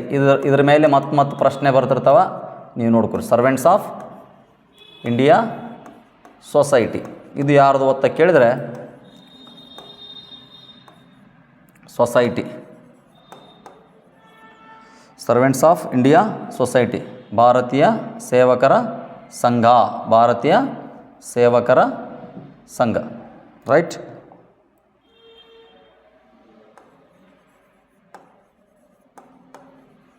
Okay. Firoz Shah Mehta ಅವರು ಕೂಡ ಏನಪ್ಪ ಅಂದ್ರೆ ಇವರು ಕೂಡ ಒಬ್ಬ ಮಂದಗಾಮಿ. ಇವ್ರದ್ದು ಬಾಂಬೆ ಪ್ರೆಸಿಡೆನ್ಸಿ ಅನ್ನುವಂಥ ಒಂದು ಅಸೋಸಿಯೇಷನ್ ಐತ್ರಿ, ಬಾಂಬೆ ಪ್ರೆಸಿಡೆನ್ಸಿ ನೋಡ್ರಿ. ಮತ್ತು ಬಾಂಬೆ ಕ್ರಾನಿಕಲ್ ಅನ್ನುವಂಥ ಇವ್ರದ್ದು ಪತ್ರಿಕೆ ಐತಿ, ಬಾಂಬೆ ಕ್ರಾನಿಕಲ್. ನೆಕ್ಸ್ಟ್ ಸುರೇಂದ್ರನಾಥ್ ಬ್ಯಾನರ್ಜಿ ಅವ್ರು ನಿಮ್ಗೆ ಗೊತ್ತಿದೆ, ICS ಪರೀಕ್ಷೆ ಪಾಸಾದ ಎರಡನೇ ಭಾರತೀಯ ಐತೆ. ICS ಪರೀಕ್ಷೆ ಪಾಸಾಗಿರ್ತಕ್ಕಂಥ ಎರಡನೇ ಭಾರತೀಯ. ಹಾಗಾದ್ರೆ ಮೊದಲು ಯಾರು ಓದ್ತದ್ರಿಗಿನ? ಸತ್ಯೇಂದ್ರನಾಥ್ ಟ್ಯಾಗೋರ್ ಅವರು, ರವೀಂದ್ರನಾಥ್ ಟ್ಯಾಗೋರ್ ಅವರ ಸಹೋದರ ಸತ್ಯೇಂದ್ರನಾಥ್ ಟ್ಯಾಗೋರ್ ಅವರು. ನೋಡ್ರಿ, ನೆಕ್ಸ್ಟ್ ಇವರು ಕೂಡ ICS ಪರೀಕ್ಷೆಗೆ ಏನು ಮಾಡಿದರು? ರಾಜೀನಾಮೆ ಕೊಟ್ಟರು. ಯಾಕೆ ಕೊಟ್ಟರು ಅಂದ್ರಿಗಿನ ಲಾರ್ಡ್ ಲಿಟ್ಟನ್ ಏನು ಮಾಡಿದ್ದ? ICS ಪರೀಕ್ಷೆ ವಯಸ್ಸನ್ನು ಕಡಿಮೆ ಮಾಡಿದ್ದ, ವಯೋಮಿತಿಯನ್ನು ಏನು ಮಾಡಿದ್ದ? ಕಡಿಮೆ ಮಾಡಿದ್ದಕ್ಕಾಗಿ ಈತ ಭಾರತಾದ್ಯಂತ ಹೋರಾಟ ನಡೆಸ್ತಾನೆ ರೀ, ರೈಟ್, ಬ್ರಿಟಿಷರ ವಿರುದ್ಧ. ಮತ್ತು ಈತ ಕೂಡ ಒಂದು ಇಂಡಿಯನ್ ಅಸೋಸಿಯೇಷನ್ ಎಂಬ ಒಂದು ಸಂಘಟನೆ ಕೂಡ ಕಟ್ಟಿದ್ದ. ಹಾಗಾದರೆ ಇಂಡಿಯನ್ ಅಸೋಸಿಯೇಷನ್ IA ಅಂತ ಕರಿತೀವಿ. ಈ IA ಸಂಸ್ಥೆ ಯಾರ್ದು ಓದ್ತದ್ರಿಗಿನ? ಇದು ಸುರೇಂದ್ರನಾಥ್ ಬ್ಯಾನರ್ಜಿ ಅವ್ರದ್ದು. ಮತ್ತು ಕಲ್ಕತ್ತಾದಲ್ಲಿ ಒಂದು ರಿಪ್ಪನ್ ಕಾಲೇಜ್ ಕೂಡ ಸ್ಥಾಪನೆ ಮಾಡ್ತಾನೆ ರೀ ಇವನು, ರೈಟ್. ಇನ್ನು ದಾದಾಬಾಯಿ ನವರೋಜಿ ನೋಡಿದ್ರೆ ಭಾಳ ಡಾಟಾ ಇದೆ ಇವ್ರದ್ದು ದಾದಾಬಾಯಿ ನವರೋಜಿ ಮೇಲೆ. ಯಾಕಂದ್ರೆ ಈ ಬ್ರಿಟಿಷರ ಒಂದು ಆ ಆಡಳಿತದ ಸ್ವರೂಪವನ್ನು ಹೊರಗೆಳೆಯುವುದರೆ ಯಾರಪ್ಪ ಅಂತಂದ್ರಿಗಿನ ದಾದಾಬಾಯ್ ನವರೋಜಿ ಅವರು. ಇವ್ರದ್ದು ಕೂಡ ಏನಪ್ಪ ಅಂದ್ರಿಗಿನ ಬಾಂಬೆ ಅಸೋಸಿಯೇಷನ್ ಎಂಬುವಂಥ ಸಂಘಟನೆ ಇದೆ. ಬಾಂಬೆ ಅಸೋಸಿಯೇಷನ್ ಅಂತ ಸಂಘಟನೆ ಇದೆ. ಮತ್ತು ಇವರು ಈ ಒಂದು ಸಂಪತ್ತಿನ ಸೋರಿಕೆ ಸಿದ್ಧಾಂತವನ್ನು ಕೂಡ ಪ್ರಕಟಿಸಿದ್ದಾರೆ. ಸಂಪತ್ತಿನ ಸೋರಿಕೆ ಸಿದ್ಧಾಂತ, ಸಂಪತ್ತಿನ ಸೋರಿಕೆ ಸಿದ್ಧಾಂತವನ್ನು ಪ್ರಕಟಿಸಿದ್ದಾರೆ. ಮತ್ತು ಇವರೊಂದು ಫೇಮಸ್ ಆಗಿರತಕ್ಕಂಥ ಕೃತಿ ಇದೆ ರೀ, the poverty an British rule in India ಅನ್ನುವಂಥ ಕೃತಿ ಇದೆ. ಇವರಿಗೆ grand old man of India ಅಂತ ಕರೀತಾರೆ, ಓಪ್ ಆಫ್ ಇಂಡಿಯಾ ಅಂತಲೂ ಕರೀತಾರೆ. ಭಾರತದ ವೃದ್ಧ ಪಿತಾಮಹ ಮತ್ತು ಭಾರತದ ಭರವಸೆ ಅಂತ ಕರೀತಾರೆ, ಭಾರತದ ಭರವಸೆ. ಅರ್ಥ ಆಯ್ತಾ? ಮತ್ತು ಇಂಗ್ಲೆಂಡಿನ ಸಂಸತ್, ಬ್ರಿಟನ್ನ ಸಂಸತ್ತಿಗೆ ಆಯ್ಕೆಯಾದ ಮೊಟ್ಟ ಮೊದಲ ವ್ಯಕ್ತಿ, ಭಾರತೀಯ ವ್ಯಕ್ತಿ. ಅರ್ಥ ಆಯ್ತಾ? ಇವೆಲ್ಲವೂ ಕೂಡ ಗೊತ್ತಿರಬೇಕು. ಯಾಕಂದ್ರೆ ಮೇನ್ ಇಂಪಾರ್ಟೆಂಟ್ ಏನಾದ್ರು ದೊಡ್ಡ ಸಾಧನೆ ಅಂದ್ರಿಗಿನ ಬ್ರಿಟಿಷರ ಯಾವ ರೀತಿ ಭಾರತ ಸಂಪತ್ತನ್ನು ಕೊಳ್ಳೆ ಹೊಡಿತಿದ್ರು ಅನ್ನೋದನ್ನು ಅವರು ಡಿಕ್ಲೇರ್ ಆಗಿ ಏನು ಮಾಡ್ತಾರೆ ರೀ, 1906ರ ಕಲ್ಕತ್ತಾ ಅಧಿವೇಶನದಲ್ಲಿ ವ್ಯಕ್ತಪಡಿಸ್ತಾರೆ. ಆರ್ಥಿಕ ಸ್ರವಿಕೆ ಅಂತ ಕರಿತೀವಿ ನಾವು, ಅಥವಾ ಸಂಪತ್ತಿನ ಸೋರಿಕೆ ಅಂತ ಕರಿತೀವಿ. ಇನ್ನು ಇದರಲ್ಲಿ 2 ರೀತಿ ಬರ್ತಾವ.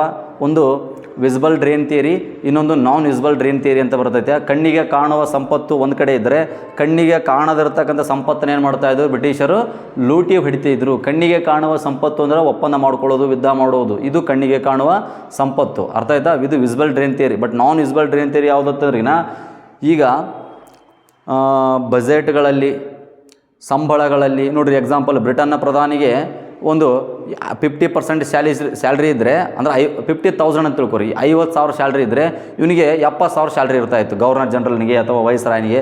ಈ ರೀತಿ ಇಲ್ಲಿ ಏನು ಮಾಡ್ತಾಯಿದ್ರು, ಕೊಳ್ಳೆ ಹೊಡಿತಾಯಿದ್ರು. ಅಂದರೆ ಭಾರತೀಯರಿಗೆ ಕಡಿಮೆ ಮಟ್ಟದ ಸಂಬಳವನ್ನು ನೀಡಿ ಬ್ರಿಟಿಷ್ ಅಧಿಕಾರಿಗಳಿಗೆ ಏನು ಮಾಡ್ತಾಯಿದ್ರು, ಹೆಚ್ಚು ಸ್ಯಾಲ್ರಿಯನ್ನು ಕೊಡುವಂಥ ಪ್ರಯತ್ನ ಮಾಡ್ತಾಯಿದ್ರು. ಓಕೆ, ಇದೇ ಆರ್ಥಿಕ ಸ್ರವಿಕೆ. ಓಕೆ, ಇಷ್ಟು ಗೊತ್ತಿರಬೇಕು. ನೆಕ್ಸ್ಟ್ ಪ್ರಶ್ನೆ ಒಂದು ಸ್ನೇಹಿತರೆ ನೋಡಿ, ಸರಿಯಾದ ಜೋಡಿಯನ್ನು ಗುರುತಿಸಿ ಅಂತ ಕೇಳಿದಾರ. ಇಲ್ಲಿ ಸರಿಯಾದ ಜೋಡಿ ಕೇಳಿದಾರೆ ಅವರು. ಚೋಳ ಹುಲಿ ಕೊಟ್ಟಿದ್ದಾರ, ಚೇರ ಮೀನು ಕೊಟ್ಟಾರ, ಪಾಂಡ್ಯ ನಂದಿ ಕೊಟ್ಟಾರ, ಪಲ್ಲವ ವರಹ ಕೊಟ್ಟಾರ. ಬಹುತೇಕ ಇವೆಲ್ಲವೂ ಏನಿದಾವೆ ರೀ, ಒಂದನ್ನು ಬಿಟ್ಟು ಎಲ್ಲವೂ ರಾಂಗ್ ಇದಾವೆ ನೋಡಿರಿ. ಎಕ್ಸಾಂಪಲ್ ಇದು ಕರೆಕ್ಟ್ ಇದೆ, ಯಾವುದು ಎ ಮಾತ್ರ ಏನಾಗಿದೆ ಇದರಲ್ಲಿ ಸರಿಯಾಗಿದೆ ನೋಡಿರಿ. ಯಾಕಂದ್ರೆ ಚೋಳರ ಒಂದು ಲಾಂಛನ ಯಾವುದಂದ್ರೆ ಹುಲಿ, ಚೋಳರ ಒಂದು ಲಾಂಛನ ಹುಲಿ. ನಿಮಗೆ ಗೊತ್ತಿರಬೇಕಾಗಾದ್ರೆ ಚೋಳರ ಲಾಂಛನ ಕೂಡ ಯಾವುದು, ರಾಜಧಾನಿ ಯಾವುದು? ಮೊದಲ ರಾಜಧಾನಿ ಉರ್ರೈಯೂರ್.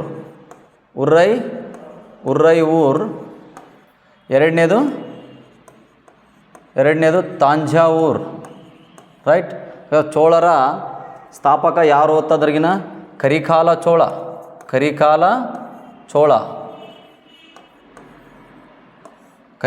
ಚೋಳ. ಇದರಲ್ಲಿ ಪ್ರಮುಖರು ಯಾರ್ಯಾರ ಬಗ್ಗೆ ಓದ್ಕೋಬೇಕಂತಂದ್ರೆ ಜಾಸ್ತಿ ಕ್ವಶನ್ ಇಲ್ಲಿ 1ನೇ ಪರಂತಾಕ ಚೋಳನ ಬಗ್ಗೆ ಕೂಡ ಬರಬಹುದು. 1ನೇ ಪರಂತಾಕ ಚೋಳ. ಯಾಕಂದ್ರೆ ಈ ಒಂದು ಬಗ್ಗೆ ಪದೇ ಪದೇ ಕೇಳ್ತಕ್ಕಂಥದ್ದು ಯಾವುದಂದ್ರಿಗಿನ ಒಂದು ಶಾಸನ ಇದೆ ರೀ ಒಂದು. ಅರ್ಥ ಆಯ್ತಾ? ಆ ಶಾಸನ ಬಗ್ಗೆ ಏನು ಮಾಡ್ತಾರೆ ರೀ, ಕೇಳ್ತಾರೆ ರೀ. ಅರ್ಥ ಆಯ್ತು? ಗ್ರಾಮ ಆಡಳಿತ ಬಗ್ಗೆ ತಿಳಿಸ್ತಕ್ಕಂಥ ಶಾಸನ ಇದೆ. ಮತ್ತು ಇವನು ಈ ಚಿದಂಬರಂ ದೇವಾಲಯನ ಜೀರ್ಣೋದ್ಧಾರ ಮಾಡ್ತಾನೆ ರೀ.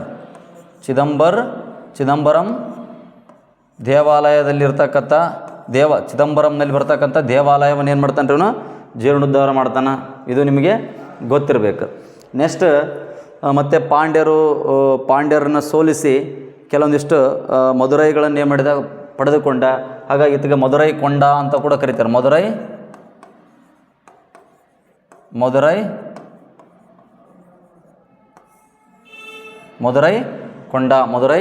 ಕೊಂಡ ಅನ್ನೋದು ಕೂಡ ನಿಮಗೆ ಗೊತ್ತಿರಬೇಕು. ಇನ್ನು ಫೇಮಸ್ ಯಾರಂದ್ರೆ ನೀವು ನೋಡಿ, ಒಂದನೇ ರಾಜರಾಜ ಚೋಳನ ಬಗ್ಗೆ ಓದ್ಕೋಬೇಕು. 1ನೇ ರಾಜರಾಜ ಚೋಳ. ರೈಟ್. ಈತ ಶ್ರೀಲಂಕಾದ ಮೇಲೆ ಏನು ಮಾಡ್ತಾನೆ ರೀ, ದಾಳಿ ಮಾಡಿರ್ತಾನೆ. ಶ್ರೀಲಂಕಾದ ಮೇಲೆ ಏನು ಮಾಡಿದ, ದಾಳಿ ಮಾಡಿದ. ಓಕೆ, ಇದು ನಿಮಗೆ ಗೊತ್ತಿರಬೇಕು. ಹಾಗಾದರೆ ನೀವು ಕಮೆಂಟ್ ಮಾಡಿ, 1ನೇ ಪರಾಂತಾಕ ಚೋಳ ಹೊರಡಿಸಿರ್ತಕ್ಕಂಥ ಶಾಸನ ಯಾವುದು? ಅರ್ಥ ಆಯ್ತಾ? ಅದನ್ನು ನೀವೇನು ಮಾಡಿರಿ, ತಿಳಿಸಿ. ಮತ್ತು ಅಷ್ಟೇ ಅಲ್ಲ, ಅದು ಯಾವುದ್ರ ಬಗ್ಗೆ ಹೇಳ್ತೈತೆ, ಗ್ರಾಮ ಆಡಳಿತದ ಬಗ್ಗೆ ಹೇಳ್ತೈತೆ ರೀ. ಗ್ರಾಮಾಡಳಿತ ಇವನ ಹೊಡಿಸಿರ್ತಕ್ಕಂಥ ಶಾಸನ. ಓಕೆ, ನೆಕ್ಸ್ಟ್ ಅದನ್ನು ನೀವು ತಪ್ಪದೆ ಕಮೆಂಟ್ ಮಾಡಿ. ಹಾಗಾದರೆ ಚೇರರದು ಲಾಂಛನ ಏನಾಗಿದೆ, ಧನಸ್ಸು ರೀ. ಚೇರರದು ಧನಸ್ಸು ನೋಡಿ. ಮೀನು ಅಲ್ಲ. ಮೀನು ಯಾರ್ದು ಅಂದ್ರಿಗಿನ ಪಾಂಡ್ಯರದು. ಮೀನು ಯಾರ್ದು? ಪಾಂಡ್ಯರದು. ಹಾಗಾದರೆ ನಂದಿ ಯಾರ್ದು? ನಂದಿ ಪಲ್ಲವರದು ರೀ. ನಂದಿ ಯಾವುದು? ಪಲ್ಲವರದು. ಹಾಗಾದರೆ ವರಾಹ ಯಾರ್ದು? ವರಾಹ ಬಾದಾಮಿಯ ಚಾಲುಕ್ಯರದು. ಬಾದಾಮಿಯ ಚಾಲುಕ್ಯರದು. ನಿಮಗಿಷ್ಟು ಗೊತ್ತಿರ್ಬೇಕು ಸ್ನೇಹಿತರೆ. ಓಕೆ, ಅದು ಸರಿಯಾದಂಥ ಆನ್ಸರ್ ಯಾವುದು ಅಂತಂದರೆ ಎ ಮಾತ್ರ. ಎ ಮಾತ್ರ. ನೆಕ್ಸ್ಟ್ ನೋಡೋಣ. ಓಕೆ, 5ನೇ ಪ್ರಶ್ನೆ. ಪ್ರಾಗೈತಿಹಾಸಿಕ ಕಾಲದ ಯಾವ ಹಂತದಲ್ಲಿ ಮಾನವ ಕ್ವಾರ್ಟ್ಜೈಟ್ ಶಿಲೆಯನ್ನು ಬಳಸುತ್ತಿದ್ದ ಅಂತ ಕೇಳಿದರ ಹಳೆಯ ಶಿಲಾಯುಗ, ಮಧ್ಯಶಿಲಾಯುಗ, ನವಶಿಲಾಯುಗ, ಕಬ್ಬಿಣ ಯುಗ ಅಂತ ಆಯ್ಕೆಗಳಿವೆ. ಹಾಗಾದರೆ ಇದಕ್ಕೆ ಸರಿಯಾದಂಥ ಆನ್ಸರ್ ಯಾವುದು ಅಂದ್ರಿಗಿನ ಹಳೆಯ ಶಿಲಾಯುಗ. ಹಳೆಯ ಶಿಲಾಯುಗದ ಮಾನವನನ್ನು ಕ್ವಾರ್ಟ್ಜೈಟ್ ಮ್ಯಾನ್ ಎಂದು ಕರೆಯಲಾಗುತ್ತಿತ್ತು. ಕಾರಣ ಒರಟಾದ ಬೆಣಚು ಕಲ್ಲನ್ನು ಬಳಸ್ಯಾನ. ನೋಡ್ರಿ, ಬೆಣಚು ಕಲ್ಲು, ಬೆಣಚು ಕಲ್ಲು. ಅರ್ಥ ಆಯ್ತಾ?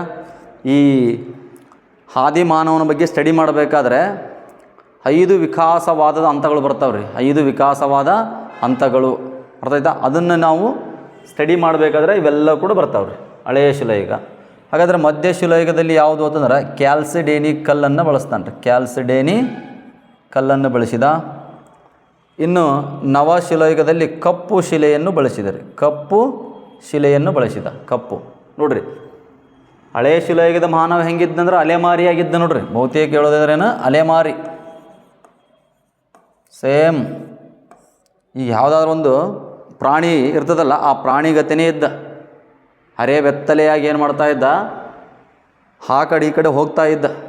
ಅಲೆಮಾರಿ ಜೀವನವನ್ನು ಏನು ಮಾಡ್ತಾ ಇದ್ದ? ನಡೆಸ್ತಾ ಇದ್ದ. ಇದು ನಿಮಗೆ ಗೊತ್ತಿರಬೇಕು. ಯಾಕೆ ಆ ರೀತಿ ಆಗಿಬಿಟ್ಟಿತ್ತು ಅವನು ಮಾನವನ ಪರಿಸ್ಥಿತಿ ಅಂತಂದರೆ, ಅಲ್ಲಿ ವಾತಾವರಣ ಹಂಗೆ ಕ್ರಿಯೇಟ್ ಆಗಿತ್ತು. ವಾತಾವರಣ ಏನಾಗಿತ್ತು ಹಂಗೆ ಆ ರೀತಿ ಕ್ರಿಯೇಟ್ ಆಗಿಬಿಟ್ಟಿತ್ತು ರೀ. ಯಾಕಂದರೆ ಕೋಲ್ಡ್ ಐಸ್ ಆಗಿಬಿಟ್ಟಿತ್ತೆಲ್ಲ. ಇಡೀ ವಾತಾವರಣ ಏನಾಗಿಬಿಟ್ಟಿತ್ತು? ಐಸ್ ಆಗಿಬಿಟ್ಟಿತ್ತು. ಐಸ್, ಅದಕ್ಕೆ ಹಳೆಯ ಶಿಲಾಯುಗವನ್ನು ಐಸ್ ಏಜ್ ಅಂತ ಕರಿತಾರೆ ರೀ. ಐಸ್ ಏಜ್ ಅಂತ ಕರೀತಾರೆ. ಮಂಜುಗಡ್ಡೆ ಯುಗ ಅಂತ ಕರೀತಾರೆ. ಯಾಕಂದರೆ ಅಲ್ಲೆಲ್ಲ ಆ ರೀತಿ ಇತ್ತು.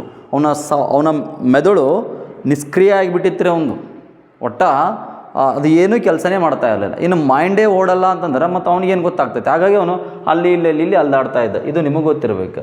ಇಲ್ಲಿ ನೋಡ್ರಿ, ಅಲ್ಲಿ ಅಲೆಮಾರಿ ಜೀವನ ಆದಪ್ಪ ಅಂದ್ರಿಗಿನ ಇಲ್ಲಿ ವಲಸೆ ಜೀವನ ನೋಡ್ರಿ. ಇಲ್ಲಿ ಯಾವ ಜೀವನ? ಇಲ್ಲಿ ವಲಸೆ ಜೀವನವನ್ನು ಕೈಗೊಳ್ತಾ ಇದ್ದ.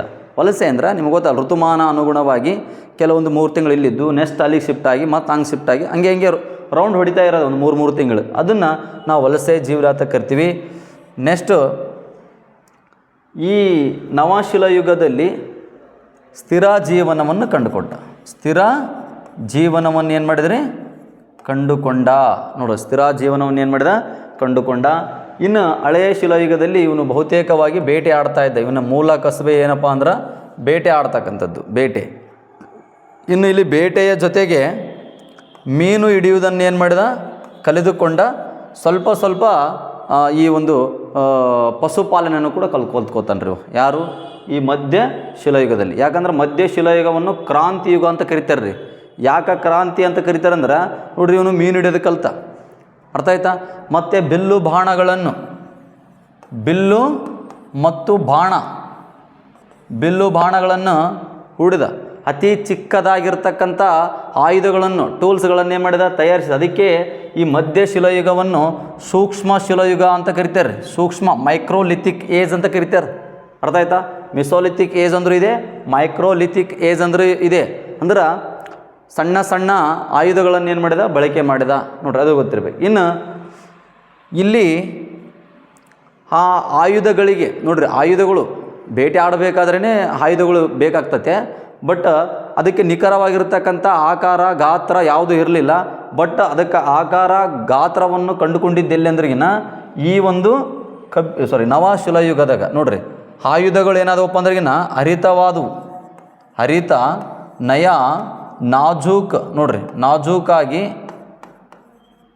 ಒಳಪನ್ನು ಒಳಗೊಂಡಿದ್ದು. ನೋಡ್ರಿ, ಒಳಪಾಗಿ ಕಾಣ್ತಾ ಇದ್ದವು. ಅಂದರೆ ಆಕಾರ ಗಾತ್ರವನ್ನು ನೀಡಿರ್ತಕ್ಕಂಥದ್ದು ನಿಮಗೆ ಗೊತ್ತಿರಬೇಕು. ಹಾಗಾಗಿ ನವಶಿಲಾಯುಗದ ಜನರನ್ನು ನೋಡ್ರಿ, ಇಲ್ಲಿ ಕೃಷಿ ಆಗತ್ತೆ. ಇಲ್ಲಿ ಕೃಷಿ ಮಾಡಲಿಕ್ಕೆ ಏನು ಮಾಡ್ತಾನೆ ರೀ, ಪ್ರಾರಂಭಿಸ್ತಾನೆ. ಹಂಗೆ ಹಳ್ಳಿಗಳು ಏನಾಗ್ತಾವೆ ರೀ, ಬೆಳೆದು ಬರ್ತಾವೆ. ಹಾಗಾಗಿ ನವಶಿಲಾಯುಗದ ಮಾನವನನ್ನು ಭೂಮಿಯ ಮೇಲಿನ ಮೊಟ್ಟ ಮೊದಲ ಕೃಷಿಕರು ಅಂತ ಕರೆಯಲಾಗ್ತದೆ ನೋಡ್ರಿ. ಭೂಮಿಯ ಮೇಲಿನ ಮೊಟ್ಟ ಮೊದಲ ಕೃಷಿಕರು ಯಾರು ಅಂತಂದ್ರಿಗಿನ ನವಶಿಲಾಯುಗದ ಜನರು. ಇಲ್ಲಿ ನೀವೇನು ಸ್ಟಡಿ ಮಾಡಬೇಕಂದ್ರೆ ನಾನು ಹೇಳ್ತೀನಿ ಮುಂದೆ ನಿಮಗೆ. ಯಾಕಂದರೆ ಇವ್ರನ್ನ ಗ್ರೀಕ್ ಭಾಷೆಯಲ್ಲಿ ಕೂಡ ಕೇಳ್ತಾರೆ. ಗ್ರೀಕ್ ಭಾಷೆಯಲ್ಲಿ ಇವೆಲ್ಲ ಕನ್ನಡ ಭಾಷೆಯಲ್ಲಿದ್ದವ್ರು ಇವೆಲ್ಲ. ಗ್ರೀಕ್ ಭಾಷೆಯಲ್ಲಿ ಪ್ಯಾಲಿಯೋಲಿಥಿಕ್ ಅಂತ ಕರೀತಾರೆ. ಪ್ಯಾಲಿಯೋಲಿಥಿಕ್ ನೋಡ್ರಿ. ಪ್ಯಾಲಿಯೋ ಅಂದ್ರೆ ಹಳೆಯ, ಲಿಥಿಕ್ ಅಂದ್ರೆ ಶಿಲೆ. ಅದೇ ರೀತಿಯಾಗಿ ಮೆಸೋಲಿಥಿಕ್ ಮಧ್ಯ ಶಿಲಾಯುಗ, ನವಶಿಲಾಯುಗ, ನಿಯೋಲಿಥಿಕ್ ಏಜ್ ಕಬ್ಬಿಣ ಯುಗ, ಮೆಗಾಲಿಥಿಕ್ ಏಜ್ ಇಲ್ಲಿ ಏನು ಬೆಳೆಸಿದ, ಕಬ್ಬಿಣ ಬೆಳೆಸಿದ. ಈ ಪ್ರೆಸೆಂಟ್ಲಿ ನಾವು ಕಬ್ಬಿಣ ಯುಗದಾಗ ಇದ್ದೀವಿ ರೀ, ಕಬ್ಬಿಣ ಯುಗದಲ್ಲಿದ್ದೀವಿ. ಅರ್ಥ ಆಯ್ತಾ? ಇದು ನಿಮಗೆ ಗೊತ್ತಿರಬೇಕಾಗಿರ್ತಕ್ಕಂಥ ವಿಚಾರ. ಹಾಗಾದರೆ ಪ್ರಾಗೈತಿಹಾಸಿಕ ಪಿತಾಮಹ ಅಂತೇಳಿ ಕೇಶಿ ಯಾರನ್ನು ಕರಿತೀವಿ ಅನ್ನೋದನ್ನು ನೀವೇನು ಮಾಡಬೇಕು, ತಪ್ಪದೇ ಕಾಮೆಂಟ್ ಮಾಡಬೇಕು. ಮಾಡಿರಿ. ಓಕೆ, ನೆಕ್ಸ್ಟ್ ಕ್ವಶನ್ ಹೋಗೋಣ. ಭಾರತದ ರಾಷ್ಟ್ರ ಲಾಂಛನವನ್ನು ಈ ಸ್ತಂಭದಿಂದ ಪಡೆಯಲಾಗಿದೆ ಅಂತ ಕೇಳಿದಾರ. ಆಯ್ಕೆಗಳು ಕೊಟ್ಟಿದ್ದಾರ. ಎ ಅಲಹಾಬಾದ್ ಸ್ತಂಭ ಶಾಸನದಿಂದ, ಬಿ ಸಾರನಾಥ ಸ್ತಂಭ ಶಾಸನದಿಂದ, ಮೆಹ್ರೌಲಿ ಸ್ತಂಭ ಶಾಸನದಿಂದ, ನಿಗ್ಲೀವ್ ಸ್ತಂಭ ಶಾಸನದಿಂದ ಅಂತ ಕೊಟ್ಟಿದ್ದಾರೆ. ಹಾಗಾದರೆ ಇದಕ್ಕೆ ಸರಿಯಾದಂಥ ಆನ್ಸರ್ ಯಾವುದು ಅಂತಂದ್ರೆ ಸಾರನಾಥದ ಸ್ತಂಭ ಶಾಸನದಿಂದ. ಹಾಗಾದರೆ ಈ ಅಲಹಾಬಾದ್ ಸ್ತಂಭ ಶಾಸನ ಯಾರಿಗೆ ಸಂಬಂಧಪಟ್ಟಿದೆ ಅಂದ್ರಿಗಿನ ಇದು ಸಮುದ್ರಗುಪ್ತನಿಗೆ ಸಂಬಂಧಪಟ್ಟಿದ್ದು. ಸಮುದ್ರಗುಪ್ತ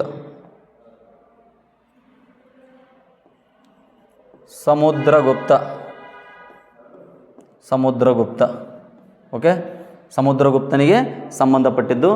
ಹಾಗಾದರೆ ಈ ಶಾಸನವನ್ನು ಹೊರಡಿಸಿದವರು ಯಾರು ಅಂತಂದ್ರಿಗಿನ ಹರಿಶೇಣ. ಈ ಶಾಸನ ಹೊರಡಿಸಿದವರು ಯಾರು? ಹರಿಶೇಣ. ಈ ಅಲಹಾಬಾದ್ ಸ್ತಂಭ ಶಾಸನ ಏನಿದೆಯಲ್ಲ, ಈ ಸಮುದ್ರಗುಪ್ತನನ್ನು 100 ಕದನಗಳ ಸಿಂಹ ಅಂತ ಕರೆದಿದ್ದಾರೆ. 100 ಕದನಗಳ ಸಿಂಹ ಅಂತ ಕರೆದತ್ತಾರೆ. ಹಾಗಾದರೆ ಇಲ್ಲಿ ಏನಿದೆ ಅಂದ್ರೆ ಸಮುದ್ರಗುಪ್ತನ ಸೈನಿಕ ಸಾಧನೆ ಬಗ್ಗೆ ಇದೆ. ಅಂದ್ರೆ 5 ರೀತಿಯ ದಾಳಿಗಳನ್ನು ಏನು ಮಾಡ್ತಾನೆ ರೀ, ಕೈಗೊಳ್ತಾನೆ. 5 ರೀತಿಯ ದಾಳಿಗಳು ಅಥವಾ ದಂಡಯಾತ್ರೆಗಳು ಕೈಗೊಂಡಲ್ಲ. ಗಡಿ ರಾಜ್ಯಗಳ ಮೇಲೆ, ಅರ್ಥ ಆಯ್ತಾ? ಗಡಿ ಅಂದರೆ ಬಾರ್ಡರ್ಗಳ ಮೇಲೆ, ಮತ್ತು ದಕ್ಷಿಣ ಭಾರತ ಮೇಲೆ, ಉತ್ತರ ಭಾರತದ ಮೇಲೆ, ಮತ್ತು ಈ ಗಣರಾಜ್ಯಗಳ ಮೇಲೆ, ಈ ರೀತಿ ಯಾರ್ಯಾರನ್ನ ಸೋಲಿಸಿದ ಅನ್ನೋದು ಕೂಡ ಇಲ್ಲಿ ಮಾಹಿತಿ ಕೊಡುತ್ತಾ ಸ್ನೇಹಿತರೆ. ಓಕೆ, ಇದು ನಿಮಗೆ ಗೊತ್ತಿರಬೇಕು. ಮತ್ತು ಇದರ ವಿಶೇಷತೆ ಏನಪ್ಪ ಅಂದ್ರಿಗಿನ ಒಂದೇ ವಾಕ್ಯದಲ್ಲಿ ಕಂಡು ಬರತಕ್ಕಂಥ ಶಾಸನ ಇದು. ಒಂದೇ ವಾಕ್ಯದಲ್ಲಿ ಕಂಡು ಬರತಕ್ಕಂಥದ್ದು. ಇದು ನಿಮಗೆ ಗೊತ್ತಿರಬೇಕು. ರೈಟ್. ಸಾರನಾಥ ಸ್ತಂಭ ಶಾಸನ ಇದು ಅಶೋಕನಿಗೆ ಸಂಬಂಧಪಟ್ಟಿದ್ದು. ಅಶೋಕ ಮಹಾಶಯ ಇದರಲ್ಲಿರ್ತಕ್ಕಂಥ ಬೋಧಿಗೆ, ಸಿಂಹ ಬೋಧಿಗೆ ಏನು ಮಾಡಿವಪ್ಪ ಅಂದ್ರೆ ನಾವು ಭಾರತದ ರಾಷ್ಟ್ರ ಲಾಂಛನವನ್ನಾಗಿ ಮಾಡಿಕೊಂಡಿದ್ದೀವಿ. ಇದರಲ್ಲಿ ಎಷ್ಟು ಪ್ರಾಣಿಗಳ ಸಂಖ್ಯೆ ಕಂಡು ಬರ್ತದೆ ಕೇಳಿದಾರ. ಪಂಜಾಬ್ನಲ್ಲಿ ನಡೆದಿರ್ತಕ್ಕಂಥ ಎಕ್ಸಾಮಲ್ಲಿ ಕೇಳಿದಾರೆ. ಹಾಗಾಗಿ ರಾಷ್ಟ್ರ ಲಾಂಛನದಲ್ಲಿ 5 ಪ್ರಾಣಿಗಳು ಕಂಡು ಬರ್ತಾವ್ರಿ. ಎಷ್ಟು ಪ್ರಾಣಿಗಳು? 5 ಪ್ರಾಣಿಗಳು ಕಂಡು ಬರ್ತಾವ. ಹಾಗಾದ್ರೆ 5 ಪ್ರಾಣಿಗಳು ಯಾವ ಅನ್ನೋದನ್ನು ನೀವು ಕಮೆಂಟ್ ಮಾಡಿ. ಅರ್ಥ ಆಯ್ತಾ? ಅದನ್ನು 2 ಹೇಳಿರ್ತೀನಿ ಬೇಕಾರೆ ಇಂಪಾರ್ಟೆಂಟಾಗಿ. ಆನೆ, ಎತ್ತು, ಇನ್ನು 3 ಕಮೆಂಟ್ ಮಾಡಿರ್ಬೇಕಾದ್ರೆ. ರೈಟ್. ನೆಕ್ಸ್ಟ್ ನೋಡ್ರಿ, ಮೆಹ್ರೌಲಿ ಸ್ತಂಭದಿಂದ ನೋಡ್ರಿ. ಮೆಹ್ರೌಲಿ ಸ್ತಂಭ ಅಂತ ಕೇಳಿದಾರೆ. ಇದು ಯಾರಿಗೆ ಸಂಬಂಧಪಟ್ಟದ? ಮೆಹ್ರೌಲಿ ಸ್ತಂಭ ಶಾಸನ ಇದು ಸಂಬಂಧಪಟ್ಟಿದ್ದು 2ನೇ ಚಂದ್ರಗುಪ್ತನಿಗೆ. ಎರಡನೇ ಚಂದ್ರಗುಪ್ತನಿಗೆ ಸಂಬಂಧಪಟ್ಟಿದ್ದು. ರೈಟ್. ಇದು ವಿಶೇಷ ಏನಪ್ಪ ಅಂದ್ರೆ ಇನ್ನೂವರೆಗೆ ಇದು ಕಬ್ಬಿಣದ್ದು. ಇದು ಯಾವುದಿದು? ಇದು ಮೆಟಲಿಂದ ಆಗಿರ್ತಕ್ಕಂಥ ಶಾಸನ. ಇದು ಇವತ್ತಿಗೂ ಕೂಡ ಏನಾಗಿಲ್ಲ, ಇದು ತುಕ್ಕು ಹಿಡಿದಿಲ್ಲ. ಅಂದ್ರೆ ಗುಪ್ತರ ಕಾಲದ ಕಲಾ ನೈಪುಣ್ಯಕ್ಕೆ ಹಿಡಿದ ಕೈಗನ್ನಡಿ ಇದು. ಅರ್ಥ ಆಯ್ತಾ? ಒಂದು ಸ್ವಲ್ಪ ಆ ಕಡೆ ಈ ಕಡೆ ಕೂಡ ಏನಾಗಿಲ್ಲ, ಬೆಂಡಾಗಿಲ್ಲ ಇದು ನೋಡ್ರಿ. ಹಾಗಾಗಿ ಇದು ಒಂದು ವಿಶೇಷ ಇದು. ರೈಟ್. ನೆಕ್ಸ್ಟ್ ನಿಗ್ಲೀವ್ ಸ್ತಂಭ ಶಾಸನ ಇದು ಕೂಡ ಯಾರಿಗೆ ಸಂಬಂಧಪಟ್ಟದ್ದು ಅಂದ್ರೆ ಅಶೋಕನಿಗೆ ಸಂಬಂಧಪಟ್ಟದ್ದು. ಯಾವುದು? ಅಶೋಕ. ಯಾಕಂದ್ರೆ ಬುದ್ಧನ ನೆನಪಿಗಾಗಿ ಏನು ಮಾಡ್ತಾನೆ ಅಂದ್ರೆ ನೇಪಾಳದಲ್ಲಿ ಹೊರಡಿಸಿರ್ತಕ್ಕಂಥ ಶಾಸನ ಇದು. ಸ್ಮರಣಾರ್ಥವಾಗಿ ಮೆಮೋರಿಯಬಲ್ ಎಡಿಕ್ಟ್ಸ್ ಅಂತ ಕರಿತೀವಿ. ಓಕೆ, ಇಷ್ಟು ನಿಮಗೆ ಗೊತ್ತಿರಬೇಕು. ರೈಟ್. ಹಾಗಾದರೆ ರಾಷ್ಟ್ರ ಲಾಂಛನವನ್ನು 1950 ಜನವರಿ 26ರಂದು ಏನಾಗ್ತತೆ ಅಳವಡಿಸ್ಕೊಳ್ಳಲಾಗ್ತತೆ. ಇದು ಕೂಡ ಎಕ್ಸಾಮಲ್ಲಿ ಕೇಳ್ತಾರೆ ಡೇಟ್ನ. ಇದು ತುಂಬ ನಿಮ್ಗೆ ಇಂಪಾರ್ಟೆಂಟ್ ಆಗಿರುತ್ತೆ. ಓಕೆ, ನೆಕ್ಸ್ಟ್ ಹುಯೆನ್ಸಾಂಗ್ ಭೇಟಿ ನೀಡಿದ ಈ ಸ್ಥಳದಲ್ಲಿ ಪಲ್ಲವರ ಅರಸ ನರಸಿಂಹವರ್ಮ ವಿಜಯಸ್ತಂಭ ಸ್ಥಾಪಿಸಿ ವಾತಾಪಿ ಎಂಬ ಬಿರುದು ಪಡೆದುಕೊಂಡನು ಅಂತ ಇದೆ. ಇದನ್ನೂ ಕೂಡ ನಾನು ಬಾದಾಮಿ ಚಾಲುಕ್ಯರು ಹೇಳಬೇಕಾದ್ರೆ ಹೇಳಿದ್ದೀನಿ ನಾನು. ಓಕೆ, ಹಾಗಾದ್ರೆ ಹುಯೆನ್ಸಾಂಗ್ ಕೇಳಿದಾರ ನೋಡ್ರಿ. ಹಾಗಾದ್ರೆ ಇದು ಎಲ್ಲಿ ಅಂದ್ರಿಗಿನ ಇದು ಆನ್ಸರ್ ಬಂದ್ಬಿಟ್ಟು ಬಾದಾಮಿ ಇದಕ್ಕೆ. ಅಂದ್ರೆ ಬಾದಾಮಿಲಿ ಎಲ್ಲಿ ಯಾರು ಬರ್ತಾರೆ? ಚಾಲುಕ್ಯರು ಬರ್ತಾರೆ. ಬಾದಾಮಿಯ ಚಾಲುಕ್ಯರು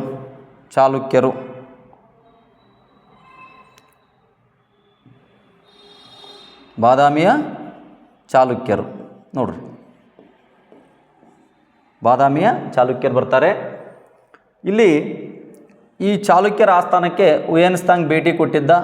ಹಾಗಾಗಿ ಇದು ಆನ್ಸರ್ ಯಾವುದಾಗುತ್ತೆ? ಬಿ ಕರೆಕ್ಟಾಗಿರ್ತಕ್ಕಂಥದ್ದು. ಯಾಕಂದರೆ ನರಸಿಂಹವರ್ಮ ಏನು ಮಾಡಿದ ಅಂದ್ರೆ ಇನ್ನು ಪುಲಿಕೇಶಿಯನ್ನು ಸೋಲಿಸಿದ. ಪುಲಿಕೇಶಿಯನ್ನು ಏನು ಮಾಡಿದ? ಕ್ರಿಸ್ತಶಕ 642ರಲ್ಲಿ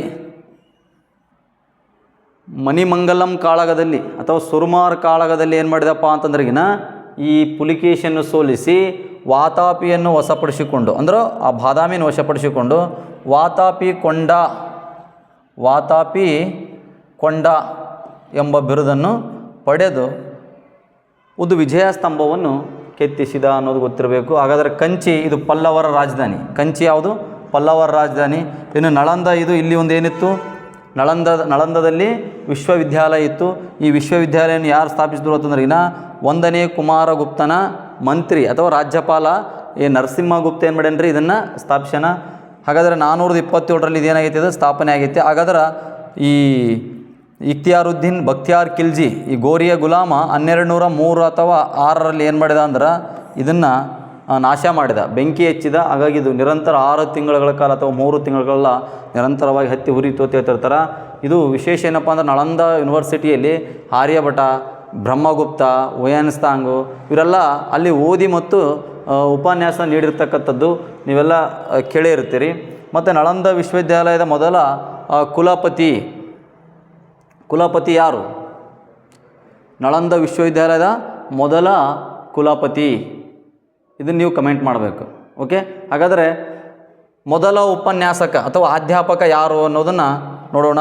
ನೋಡ್ರಿ, ಮೊದಲ ಅಧ್ಯಾಪಕ ಬುದ್ಧ ಕೀರ್ತಿ, ಕೊನೆಯ ಅಧ್ಯಾಪಕ ದಿಗ್ನನಾಗ ಅಂತ ಹೇಳ್ಕೇಶ್ರಿ. ಯಾರ್ರೀ? ದಿಗ್ನನಾಗ. ಸ್ವಲ್ಪ ನೆನ್ಪಿಟ್ಕೋರಿ, ಫಸ್ಟ್ ಲಾಸ್ಟ್. ಹಾಗಾದರೆ 2014ರಲ್ಲಿ ಈ ಯೂನಿವರ್ಸಿಟಿ ಮತ್ತೆ ರೀಓಪನ್ ಆಯಿತು. ಮತ್ತು ಇತ್ತೀಚೆಗೆ ಅಲ್ಲೇನಾಗಿದೆ, ಯೂನಿವರ್ಸಿಟಿಯಲ್ಲಿ ಒಂದು ಕ್ಯಾಂಪಸ್ ಕೂಡ ಆಗಿದೆ. ನಳಂದ ವಿಶ್ವವಿದ್ಯಾಲಯ ಏನಾಗಿದೆ? ಒಂದು ಕ್ಯಾಂಪಸ್ ಆಗಿದೆ. ಇಲ್ಲಿ ಬೇರೆ ಬೇರೆ ದೇಶಗಳಿಂದ ಜರ್ಮನಿ, ಶ್ರೀಲಂಕಾ, ಇಂಡೋನೇಷ್ಯಾ, ಮಲೇಷಿಯಾ, ಬೇರೆ ಬೇರೆ ದೇಶದಿಂದ ಏನಾಗ್ತಾಯಿದ್ರು ವಿದ್ಯಾಭ್ಯಾಸ ಕಲಿಕ್ಕೆ ಇಲ್ಲಿಗೆ ಬರ್ತಕ್ಕಂಥದ್ದು. ಓಕೆ, ಹಾಗಾದರೆ ಕನೋಜ್ ಇದು ಯಾರ ರಾಜಧಾನಿ ಅಂದ್ರಿಗಿನ ಹರ್ಷವರ್ಧನನ ರಾಜಧಾನಿ. ಓಕೆ, ನೆಕ್ಸ್ಟ್ ತಾನೇಶ್ವರದ ರಾಜಧಾನಿ. ನೆಕ್ಸ್ಟ್ ನೋಡ್ರಿ, ದಕ್ಷಿಣ ಭಾರತದಲ್ಲಿ ವಿಜಯನಗರ ಮತ್ತು ಬಹುಮನಿ ಸುಲ್ತಾನ ಮನೆತನಗಳು ಸ್ಥಾಪನೆಯಾದಾಗ ದೆಹಲಿಯನ್ನು ಆಳುತ್ತಿದ್ದ ಸುಲ್ತಾನ ಯಾರು ಅಂತ ಕೇಳಿದಾರ. ಇದಕ್ಕೆ ಸರಿಯಾದಂಥ ಆನ್ಸರ್ ಯಾವುದು ಅಂದ್ರೆ ಮೊಹಮ್ಮದ್ ಬಿನ್ ತುಘಲಕ್. ಇವನಿಗೆ ಇತಿಹಾಸಕಾರ ನಾನಾ ರೀತಿ ಕರೆದಾರ. ಇವನಿಗೆ ಅರೆ ಉಚ್ಚ ಅರಸ ಅಂತ ಕರೆದಾರ. ಇವನ್ನ ಅರೆ ಉಚ್ಚ ಅರಸ. ಕೆಲವೊಬ್ಬರು ಇವನ್ನ ಭಾಳ ಯೋಜನಾಪರ ಅರಸ ಅಂತಲೂ ಕರೆದಾರ. ಬಟ್ ಇವನು ಅರೆ ಉಚ್ಚ ಅರಸನೇ ಇವನು. ಯಾಕಂದ್ರೆ ಪ್ಲಾನ್ ಕರೆಕ್ಟಾಗಿರ್ತಾ ಇತ್ತು, ಅದು ಇಂಪ್ಲಿಮೆಂಟ್ ಆಗ್ತಾ ಇರಲಿಲ್ಲ. ಅರ್ಥ ಆಯ್ತಾ? ಕೊನೆಯ ಗಳಿಗೆಯಲ್ಲಿ ಏನು ಮಾಡ್ತಾ ಇದ್ದ? ಡಿಸಿಷನ್ ಚೇಂಜ್ ಮಾಡ್ತಾ ಇದ್ದ. ಎಕ್ಸಾಂಪಲ್ ಗೊತ್ತಿರಬೇಕು ನಿಮ್ಗೆ, ರಾಜಧಾನಿ ವರ್ಗಾವಣೆ ಮಾಡಿದ್ದು. ರಾಜಧಾನಿ ತುಘಲಕ್ಬಾದಿಗೆ ಏನು ಮಾಡ್ತಾನೆ ರೀ, ದೌಲತ್ಬಾದಿಗೆ ಏನು ಮಾಡ್ತಾನೆ ರೀ? ವರ್ಗಾವಣೆ ಮಾಡ್ತಾನೆ. ಅಲ್ಲಿ ದೇವಗಿರಿ ನಿಮ್ಗೆ ಗೊತ್ತಿರಬೇಕು, ದೇವಗಿರಿ ವರ್ಗಾವಣೆ ಮಾಡಿದ. ಅದನ್ನು ದೌಲತ್ಬಾದ್ ಅಂತೇಳಿ ಏನು ಮಾಡಿದ? ಬರೆಸಿದ. ನೆಕ್ಸ್ಟ್ ಅಲ್ಲಿಂದ ಜನರನ್ನೇ ಮಾಡಿದ, ಮತ್ತು ದೆಹಲಿಗೆ ಏನು ಮಾಡಿದ? ವರ್ಗಾಯಿಸಿದ. ಅದಕ್ಕೆ ಇವನಿಗೆ ಅರೆ ಉಚ್ಚ ಅರಸ ಅಂತ ಕರೀತಾರೆ. ಇವನ ಕಾಲದಲ್ಲಿ ಏನಾಗ್ತಂದ್ರೆ ಹಲವಾರು ಘಟನೆಗಳು ಕೂಡ ಆಗ್ತವೆ. ಯಾಕಂದ್ರೆ ಮಂಗೋಲರು ಇವನು ದಾಳಿ ಮಾಡ್ತಾರೆ. ಮಂಗೋಲರು ಏನು ಮಾಡಿದರು? ದಾಳಿ ಮಾಡಿದರು. ನೆಕ್ಸ್ಟ್ ಅಲ್ಲಾವುದ್ದೀನ್ ಖಿಲ್ಜಿ ನೋಡ್ರಿ. ಅಲ್ಲಾವುದ್ದೀನ್ ಖಿಲ್ಜಿ ಇವನ ಆಡಳಿತ ಸುಧಾರಣೆಗಳನ್ನು ಮಾಡ್ತಾನೆ ನೋಡ್ರಿ. ಒಂದೇನಂದ್ರೆ ಇವನ ಆಡಳಿತದಲ್ಲಿ ಮಾರುಕಟ್ಟೆ ಸುಧಾರಣೆ ನೋಡ್ರಿ. ಮಾರುಕಟ್ಟೆ ಸುಧಾರಣೆಯನ್ನು ಕೈಗೊಂಡ ಯಾರು? ಅಲ್ಲಾವುದ್ದೀನ್ ಖಿಲ್ಜಿ. ತನ್ನ ಮಾವನನ್ನೇ ಕೊಂದವನಿವನು ಯಾರು? ಅಲ್ಲಾವುದ್ದೀನ್ ಖಿಲ್ಜಿ. ನೆಕ್ಸ್ಟ್ ಪೊಲೀಸ್ ಸುಧಾರಣೆ. ಕೊತ್ವಾಲ್ ಎಂಬ ಪೊಲೀಸ್ ಅಧಿಕಾರಿಯನ್ನು ಏನು ಮಾಡಿದ? ನೇಮಕ ಮಾಡಿದ. ಜೂಜಾಟ ನಿಷೇಧ ಮಾಡಿದ. ಜೂಜಾಟ ನಿಮಗೆ ಗೊತ್ತಿರಬೇಕು. ಜೂಜಾಟವನ್ನು ಏನು ಮಾಡಿದ? ನಿಷೇಧ ಮಾಡಿದ. ಮದ್ಯಪಾನ ಧೂಮಪಾನವನ್ನು ಕೂಡ ನಿಷೇಧ ಮಾಡಿದ. ಮದ್ಯಪಾನ ಧೂಮಪಾನವನ್ನು ಕೂಡ ಏನು ಮಾಡಿದ? ನಿಷೇಧ ಮಾಡಿದ. ಯಾರು? ಅಲ್ಲಾವುದ್ದೀನ್ ಖಿಲ್ಜಿ. ಓಕೆ. ನೆಕ್ಸ್ಟ್ ಅಷ್ಟೇ ಅಲ್ಲ, ಈ ಶ್ರೀಮಂತರ ಕೂಟಗಳನ್ನು ನಿಷೇಧ ಮಾಡಿದ. ರೈಟ್. ಆಸ್ತಿಗಳ ಮೇಲೆ ಮುಟ್ಟುಗೋಲನ್ನು ಹಾಕಿದ. ಆಸ್ತಿಗಳ ಮೇಲೆ ಏನು ಮಾಡಿದ? ಮುಟ್ಟುಗೋಲನ್ನು ಹಾಕಿದ. ಹಾಗಾಗಿ ಇವನು ಮತ್ತೆ ದಕ್ಷಿಣ ಭಾರತ ಉತ್ತರ ಭಾರತ ಮೇಲೆ ದಂಡಯಾತ್ರೆ ಮಾಡಿದ. ಇವನ ದಂಡನಾಯಕ, ದಕ್ಷಿಣ ಭಾರತ ದಂಡನಾಯಕ ಮಲ್ಲಿಕಾಪರ್. ಲಾಸ್ಟ್ ಇವನಿಗೆ ಏನು ಹಾಕಂಡ್ರವ? ಮುಳ್ಳು ಹಾಕನ. ಯಾರು? ಈ ಒಂದು ಮಲ್ಲಿಕಾಪರ್, ಅಜಾರ್ ದಿನಾರ್. ಓಕೆ. ಹಾಗಾದರೆ ಫಿರೋಜ್ ಶಾ ತುಘಲಕನನ್ನು ಏನೆಂದು ಕರೆಯಲಾಗುತ್ತದೆ ಹೇಳೋಣ್ರಿ? ಇವನ್ನ ನಗರಗಳ ನಿರ್ಮಾಪಕ ಎಂದು ಕರೆಯಲಾಗುತ್ತದೆ. ನಗರಗಳ ನಿರ್ಮಾಪಕ ಮತ್ತು ಕಾಲುವೆಗಳ ನಿರ್ಮಾಪಕ ಎಂದು ಕರೆಯಲಾಗುತ್ತದೆ. ಓಕೆ. ಇನ್ನು ಜಲಾಲುದ್ದೀನ್ ಖಿಲ್ಜಿ ಯಾರು ಅಂತಂದ್ರೆ ಈತ ಖಿಲ್ಜಿ ಸಂತತಿಯ ಸ್ಥಾಪಕ. ಹಾಗಾದರೆ ನೋಡೋಣ, ನೆಕ್ಸ್ಟ್ ಪ್ರಶ್ನೆ ನೋಡೋಣ ಸ್ನೇಹಿತರೆ. ಕೆಳಗಿನವುಗಳಲ್ಲಿ ತಪ್ಪಾದದ್ದನ್ನು ಗುರುತಿಸಿ ಅಂತ ಕೇಳಿದಾರ. ಬಿಹಾರ್ ಕುನ್ವಾರ್ ಸಿಂಗ್ ಇದೆ, ದೆಹಲಿ ಅಹಮದುಲ್ಲಾ ಇದೆ, ಲಕ್ನೋ ಬೇಗಂ ಹಜರತ್ ಮಹಲ್ ಇದೆ, ಕಾನ್ಪುರ ನಾನಾ ಸಾಹೇಬ್ ಇದೆ. ಹಾಗಾದರೆ ಇದರಲ್ಲಿ ತಪ್ಪಾದದ್ದು ಯಾವುದು ಅಂತಂದ್ರಿಗಿನ ದೆಹಲಿ ಏನೈತೆ? ತಪ್ಪಾಗಿದೆ. ಯಾಕಂದರೆ ದೆಹಲಿಯಲ್ಲಿ ಎರಡನೇ ಬಹದ್ದೂರ್ ಶಾ ಬರಬೇಕು. ಯಾರು?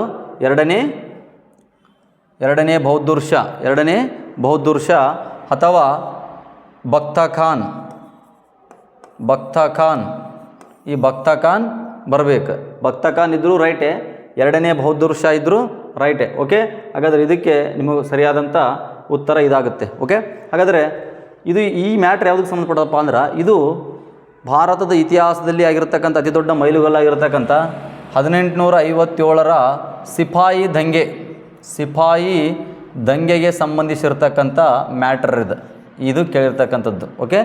ಹಾಗಾದರೆ ಸಿಪಾಯಿ ದಂಗೆ ನಡೆದಿರ್ತಕ್ಕಂಥದ್ದು ಯಾವಾಗ ಅಂದ್ರೆ 1857 ಮೇ 10ಕ್ಕೆ ಸ್ಟಾರ್ಟ್ ಆಗುತ್ತೆ. ಹಾಗಾದ್ರೆ ಆ ಸಿಪಾಯಿ ದಂಗೆ ನಡೆದಾಗ ಗವರ್ನರ್ ಜನರಲ್ ಯಾರಿದ್ರು ಅಂತಂದರೆ ಲಾರ್ಡ್ ಕ್ಯಾನಿಂಗ್. ಹಾಗಾದರೆ ಈ ದಂಗೆ ನಡೆದಾಗ ಭಾರತವನ್ನು ಆಳ್ತಕ್ಕಂಥ ಮೊಘಲ್ ದೊರೆ ಯಾರಿದ್ರು ಅಂತಂದ್ರೆ ಎರಡನೇ ಬಹದ್ದೂರ್ ಶಾ ಇದ್ದ. ಎರಡನೇ ಬಹದ್ದೂರ್ ಶಾ. ಹಾಗಾದರೆ ನೆಕ್ಸ್ಟ್ ಈ ತತ್ಕ್ಷಣದ ಕಾರಣಕರ್ತ ಯಾರಂದ್ರೆ ಮಂಗಲ್ ಪಾಂಡೆ. ಈ ದಂಗೆಗೆ ಮಂಗಲ್ ಪಾಂಡೆ. ಹಾಗಾದರೆ ಈ ದಂಗೆ ಎಲ್ಲಿಂದ ಸ್ಟಾರ್ಟ್ ಆಯಿತು? ಅಂದ್ರೆ ಮೀರತ್ತಿಂದ ಸ್ಟಾರ್ಟ್ ಆಯಿತು. ನೋಡ್ರಿ, ಬ್ಯಾರಕ್ಪುರ ಅಲ್ಲ, ಮೀರತ್ತಿಂದ ಏನಾಯಿತು? ಸ್ಟಾರ್ಟ್ ಆಯಿತು. ಓಕೆ. ಉತ್ತರ ಪ್ರದೇಶದ ಮೀರತ್ತಿಂದ ಏನಾಯಿತು? ಸ್ಟಾರ್ಟ್ ಆಯಿತು. ಹಾಗಾದ್ರೆ ದಂಗೆಗೆ ತತ್ಕ್ಷಣದ ಕಾರಣ ಏನು ಅಂತ ಕೇಳಿದರೆ, ಹಂದಿ ಮತ್ತು ಆಕಳು ಕೊಬ್ಬನ್ನು ಅಥವಾ ಮಾಂಸವನ್ನು ಸವರಿದ್ದು ಇದು ದಂಗೆಗೆ ತತ್ಕ್ಷಣದ ಕಾರಣ. ಇದು ಇಷ್ಟು ಮೇನ್ ಬೇಸಿಕ್ ಅಂದ್ರೆ ಪಾಯಿಂಟ್ಗಳು, ಯಾವಾಗಲೂ ರಿಪೀಟ್ ಆಗ್ತಕ್ಕಂಥ ಪಾಯಿಂಟ್ಗಳು. ಹಾಗಾದರೆ ಇದು ಸಿಪಾಯಿ ದಂಗೆ ಅನ್ನೋದು ಸುಮಾರು 3 ತಾಸಲ್ಲ 4 ತಾಸು ಹೇಳಿದ್ರು ಏನಾಗಲ್ಲಿದು ಮುಗಿಯಂಗಿಲ್ಲ. ಇಲ್ಲೆಲ್ಲ ಕಾರಣಗಳು ಹುಡ್ಕೋಬೇಕು. ಯಾಕೆ ನಡೀತು, ಯಾಕೆ ಫೇಲ್ಯೂರ್ ಆಯಿತು, ಅರ್ಥ ಇದೆ, ಧಾರ್ಮಿಕ ಕಾರಣ ಏನು, ಮತ್ತು ಅದರಲ್ಲಿ ಕಾಸಸ್ಗಳು ಬರ್ತಾವ್ರಿ. ಹಾಗಾಗಿ ಇದನ್ನು ನಾವು ಮುಂದೆ ಕವರ್ ಮಾಡ್ಕೋತ ಹೋಗೋಣ ಒಂದು ಪಾಯಿಂಟ್. ಓಕೆ. ನೆಕ್ಸ್ಟ್ ಪ್ರಶ್ನೆ. ದ್ವೈತ ಸಿದ್ಧಾಂತವನ್ನು ಪ್ರತಿಪಾದಿಸಿದವರು ಯಾರು ಹೊತ್ತಿದೆ? ಹಾಗಾದ್ರೆ ನೋಡಿ, ಇಲ್ಲಿ ಕೊಟ್ಟಿದ್ದಾರೆ ಮಧ್ವಾಚಾರ್ಯರು, ಶಂಕರಾಚಾರ್ಯರು, ನಿಂಬಾರ್ಕರ್, ವಲ್ಲಭಾಚಾರ್ಯ. ಇದಕ್ಕೆ ಸರಿಯಾದಂಥ ಉತ್ತರ ಸಿ ಆಗುತ್ತೆ. ನಿಂಬಾರ್ಕರವರು ದ್ವೈತ ಸಿದ್ಧಾಂತವನ್ನು ಪ್ರತಿಪಾದಿಸಿದರು.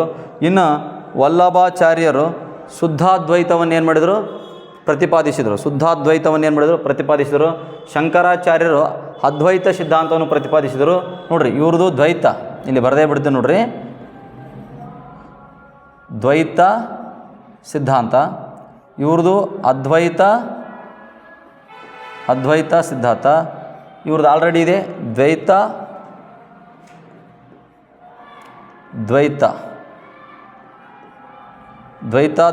ಸಿದ್ಧಾಂತ. ಇವ್ರದ್ದು ಶುದ್ಧಾದ್ವೈತ ಶುದ್ಧಾದ್ವೈತ ಸಿದ್ಧಾಂತ. ಓಕೆ, ಹಾಗಾದ್ರೆ ಮಧ್ವಾಚಾರ್ಯರು ಕರ್ನಾಟಕದ ಈ ಉಡುಪಿಯ ಪಾಜಕೆಂಬಲ್ಲಿ ಜನಿಸಿದರು. ಶಂಕರಾಚಾರ್ಯರು ಕೇರಳದ ಕಾಲಡಿಯಲ್ಲಿ ಏನು ಮಾಡಿದರು, ಜನಿಸಿದರು. ನೆಕ್ಸ್ಟ್ ಪ್ರಶ್ನೆ ನೋಡೋಣ.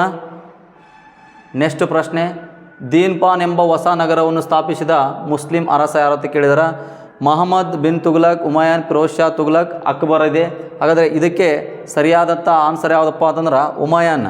ನೋಡ್ರಿ, ಹುಮಾಯೂನ್ ಅಂದರೆ ಆ್ಯಕ್ಚುಲಿ ಅದೃಷ್ಟವಂತ. ಇವನಷ್ಟು ಅದೃಷ್ಟ ವ್ಯಕ್ತಿ ಯಾರೂ ಇರಲಿಲ್ಲ ಕರೆ ಹೇಳ್ಬೇಕಂದ್ರೆ. ಯಾಕಂದ್ರೆ ಇವನು ಕಾಲು ಜಾರಿ ಬಿದ್ದೇನಕನ ಮೆಟ್ಟಿಲಿನಿಂದ ಬಿದ್ದು ಸಾಯ್ತೇನ್ರಿ ಇವನು. ಓಕೆ, ಹಾಗಾದರೆ ಇವನು ಮಾಡಿರ್ತಕ್ಕಂಥ ಒಂದು ಘನಕಾರ್ಯ ಏನಂದ್ರೆ, ಇವನು ಅಕ್ಬರ್ನಿಗೆ ಜನ್ಮ ನೀಡೋದೇ ಇವನು ದೊಡ್ಡ ಘನಕಾರ್ಯ.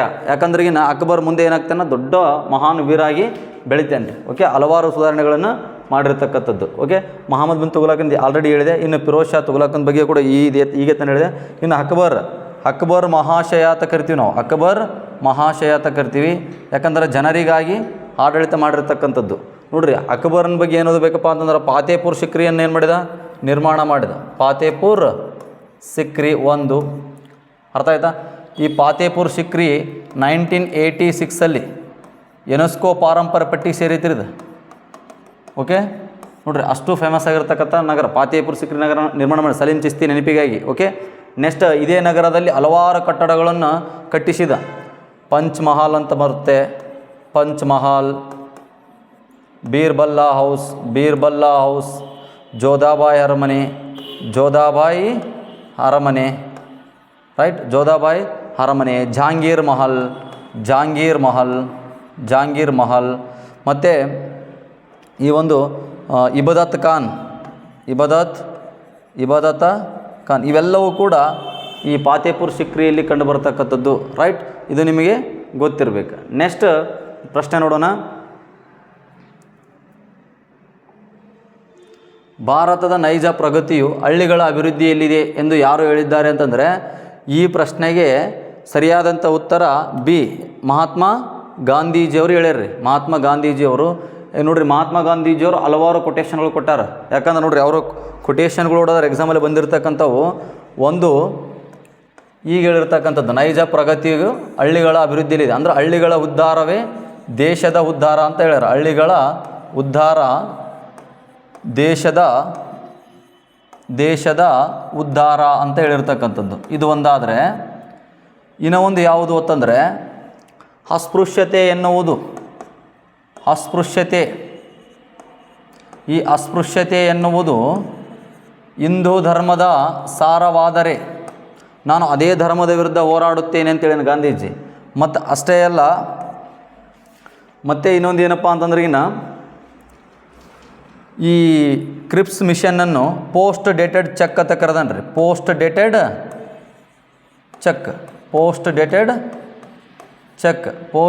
ಚೆಕ್ ಅಂತ ಕರೆದ್ರೆ, ಮುಳುಗುತ್ತಿರುವ ಬ್ಯಾಂಕ್ ಒಂದರ ಚೆಕ್ ಅಂತ ಕರೆದನ್ರಿ. ಯಾರು? ಗಾಂಧೀಜಿ. ಮತ್ತು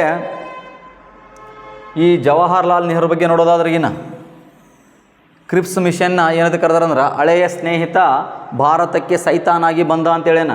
ಅಷ್ಟೇ ಅಲ್ಲ, 1935 ಕಾಯ್ದೆಯನ್ನು ಗುಲಾಮಗಿರಿಯ ಹೊಸ ಸನ್ನದೂತ ಕರೆದನು. ಯಾರು? ಜವಾಹರ್ಲಾಲ್ ನೆಹರು. ಅಷ್ಟೇ ಅಲ್ಲ, 1935 ಕಾಯ್ದೆಯನ್ನು ಯಾವ ರೀತಿ ವ್ಯಕ್ತಪಡಿಸನಪ್ಪ ಅಂದ್ರೆಗಿನ ವ್ಯಂಗ್ಯವಾಗಿ, ಇದು ಬ್ರೇಕ್ಗಳಿರುವ ವಾಹನ, ಆದರೆ ಇದಕ್ಕೆ ಇಂಜಿನ್ ಇಲ್ಲ ಅಂತೇಳೇನು 1900 ಕಾಯ್ದೆಗೆ. ಓಕೆ, ಇದು ನಿಮಗೆ ಗೊತ್ತಿರಬೇಕಾ. ಇನ್ನೂ ಹಲವಾರು ಇದಾವೆ. ಮತ್ತು ಗಾಂಧೀಜಿಗೆ ಕೂಡ ಟೀಕೆ ಕೂಡ ಇದಾವೆ. ಯಾಕಂದ್ರೆ ಅರೆಬತ್ತಲೆಯ ಫಕೀರ ಅಂತೇಳಿಕೆ ವಿನ್ಸ್ಟನ್ ಚರ್ಚಿಲ್ ಅವ್ರು ಏನು ಮಾಡಿದಾರೆ, ಕರೆದಿದ್ದಾರೆ ದುಂಡು ಮೇಜಿನ ಸಮ್ಮೇಳನಗಳಲ್ಲಿ. ಓಕೆ, ನೆಕ್ಸ್ಟ್ ಪ್ರಶ್ನೆ ನೋಡ್ರಿ. ಈ ಮನೆತನ ವಿಜಯನಗರ ಸಾಮ್ರಾಜ್ಯವನ್ನು ಆಳಲಿಲ್ಲ ಅಂತೈತೆ. ಹಾಗಾದ್ರೆ ನೋಡ್ರಿ, ನಿಮಗೆಲ್ಲ ಗೊತ್ತೇ ಇರುತ್ತಾ, ವಿಜಯನಗರ ಸಾಮ್ರಾಜ್ಯ ಅಂದಾಗ ಆಲ್ಮೋಸ್ಟ್ ಸಂತತಿಗಳು ಸಂಗಮ, ಸಾಳುವ, ತುಳುವ, ಅರವಿಡ್. ಹಾಗಾದರೆ ಈಸಿಯಾಗಿ ಹೇಳ್ಬೋದು. ಇದಕ್ಕೆ ಆನ್ಸರ್ ಯಾವುದು? ಪಲ್ಲವ ವಂಶ ಏನಾಗಿಲ್ಲ ವಿಜಯನಗರ ಸಾಮ್ರಾಜ್ಯದಲ್ಲಿ ಬರುವುದಿಲ್ಲ, ಆಳಲಿಲ್ಲ ಅಂತ ಇದೆ. ಹಾಗಾದರೆ ಪಲ್ಲವರು ಬರೋರಲ್ಲಿ ಇವರು ತಮಿಳುನಾಡಿನ ಕಂಚಿಯಲ್ಲಿ ಬರ್ತಾರೆ ಇವರು. ಅರ್ಥ ಆಯ್ತಾ? ಕಂಚಿಯ ಪಲ್ಲವರು ಅಂತ ಕರಿತೀವಿ. ಸ್ಥಾಪಕ ಶಿವಸ್ಕಂದ ವರ್ಮ. ಇವನ ಮಗನೇ ಫೇಮಸ್ ಆಗಿರ್ತಕ್ಕಂಥವ್ನು ಯಾರಂದ್ರಿಗಿನ ನರಸಿಂಹವರ್ಮ. ಮುಂದೆ ಗೊತ್ತಲ್ಲ, ಕದನಗಳು ನಡೀತೇವೆ ಬಾದಾಮಿ ಚಾಲುಕ್ಯರಿಗೆ ಮತ್ತು ಪಲ್ಲವರಿಗೆ. ಇದು ಅಲ್ಲ, ಯಾಕಂದರೆ ಸಂಗಮ ವಂಶ ನೋಡ್ರಿ. ಸಂಗಮ 1336 ಸ್ಟಾರ್ಟ್ ಆಗುತ್ತೆ ಸಂಗಮ ವಂಶ. ಹಕ್ಕ ಬುಕ್ಕನಿಂದ ಸ್ಥಾಪನೆ ಆಗಿ 1485 ಏನಾಗುತ್ತೆ, ಆಡಳಿತ ಮಾಡುತ್ತೆ. ನೆಕ್ಸ್ಟ್ ಸಂಗಮ ಆದಮೇಲೆ ಇಲ್ಲಿ ಯಾವುದು ಬರುತ್ತೆ? ಸಾಳುವ. ಸಾಳುವ 1485ರಿಂದ 1505 1505ರವರೆಗೆ ಆಳ್ವಿಕೆ ಮಾಡಿರ್ತಕ್ಕಂಥದ್ದು. ಇವೆಲ್ಲ ಎಕ್ಸಾಮಲ್ಲಿ ಬರ್ತಾವೆ ಸ್ನೇಹಿತರೆ, ನೆನಪಿಟ್ಕೋರಿ. ಇನ್ನು ಸಂಗಮ, ಸಾಳುವ, ತುಳುವ ನೋಡ್ರಿ. ಯಾವುದು? ತುಳುವ. ತುಳುವ ಕರೆಕ್ಟಾಗಿ ಬರೆದು ಬಿಡ್ತೀನಿ ನೋಡ್ರಿ, ಒಂದು ಸೆಕೆಂಡ್, ನಿಮಗೆ ಕನ್ಫ್ಯೂಸ್ ಆಗೋದು ಬೇಡ. ಇಲ್ಲೇ ನೋಡಿರಿ, ಫಸ್ಟ್ 1336 ನೆನ್ಪಿಟ್ಕೋರಿ. 36ರಿಂದ 1485, 1485ರಿಂದ 1505. ಓಕೆ, 1505ರಿಂದ 1570,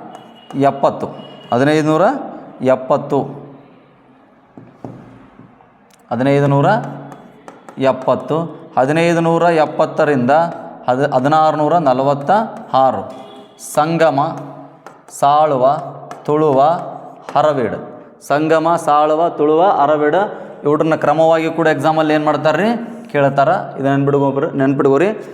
ಶ್ರೀಕೃಷ್ಣ ದೇವರಾಯ ಯಾವ ಒಂದು ವಂಶದಲ್ಲಿ ಬರ್ತಾನೆ ಅಂದ್ರೆ ತುಳುವ ವಂಶದಲ್ಲಿ ಬರ್ತಾನೆ ರೀ, ತುಳುವ ವಂಶದಲ್ಲಿ. ಓಕೆ, ಇದರಲ್ಲಿ ಪ್ರಸಿದ್ಧ ಅರಸನೇ ಶ್ರೀಕೃಷ್ಣ ದೇವರಾಯ. ನೋಡ್ರಿ, ಗರುಡವನ್ನು ಗುಪ್ತರ ನಂತರದಲ್ಲಿ ಯಾವ ಸಾಮ್ರಾಜ್ಯ ರಾಜ್ಯ ಲಾಂಛನವಾಗಿ ಸ್ವೀಕರಿಸುತ್ತ ಕೇಳಿದರ? ರಾಷ್ಟ್ರಕೂಟರು, ಪಶ್ಚಿಮ ಚಾಲುಕ್ಯರು, ಕದಂಬರು, ಗಂಗರು. ಹಾಗಾದರೆ ಇದಕ್ಕೆ ಸರಿಯಾದಂಥ ಆನ್ಸರ್ ಯಾವುದಂದರೆ ರಾಷ್ಟ್ರಕೂಟರು ಸ್ನೇಹಿತರೆ. ಯಾವುದು? ರಾಷ್ಟ್ರಕೂಟರು. ಯಾಕಂದರೆ ಗುಪ್ತರ ನಂತರ ಆ ಗರುಡವನ್ನು ಲಾಂಛನ ಮಾಡಿಕೊಂಡವರೇ ಇವರೇ, ರಾಷ್ಟ್ರಕೂಟರು. ರೈಟ್. ಹಾಗಾದರೆ ರಾಷ್ಟ್ರಕೂಟರ ಸ್ಥಾಪಕ ಯಾರು? ರಾಷ್ಟ್ರಕೂಟರ ಸ್ಥಾಪಕ ದಂತಿದುರ್ಗ. ಯಾರ್ರೀ? ದಂತಿದುರ್ಗ. ಮೂಲ ಪುರುಷ 1ನೇ ಕರ್ಕ ಅಂತ ಕರಿತೀವಿ ನಾವು, 1ನೇ ಕರ್ಕ.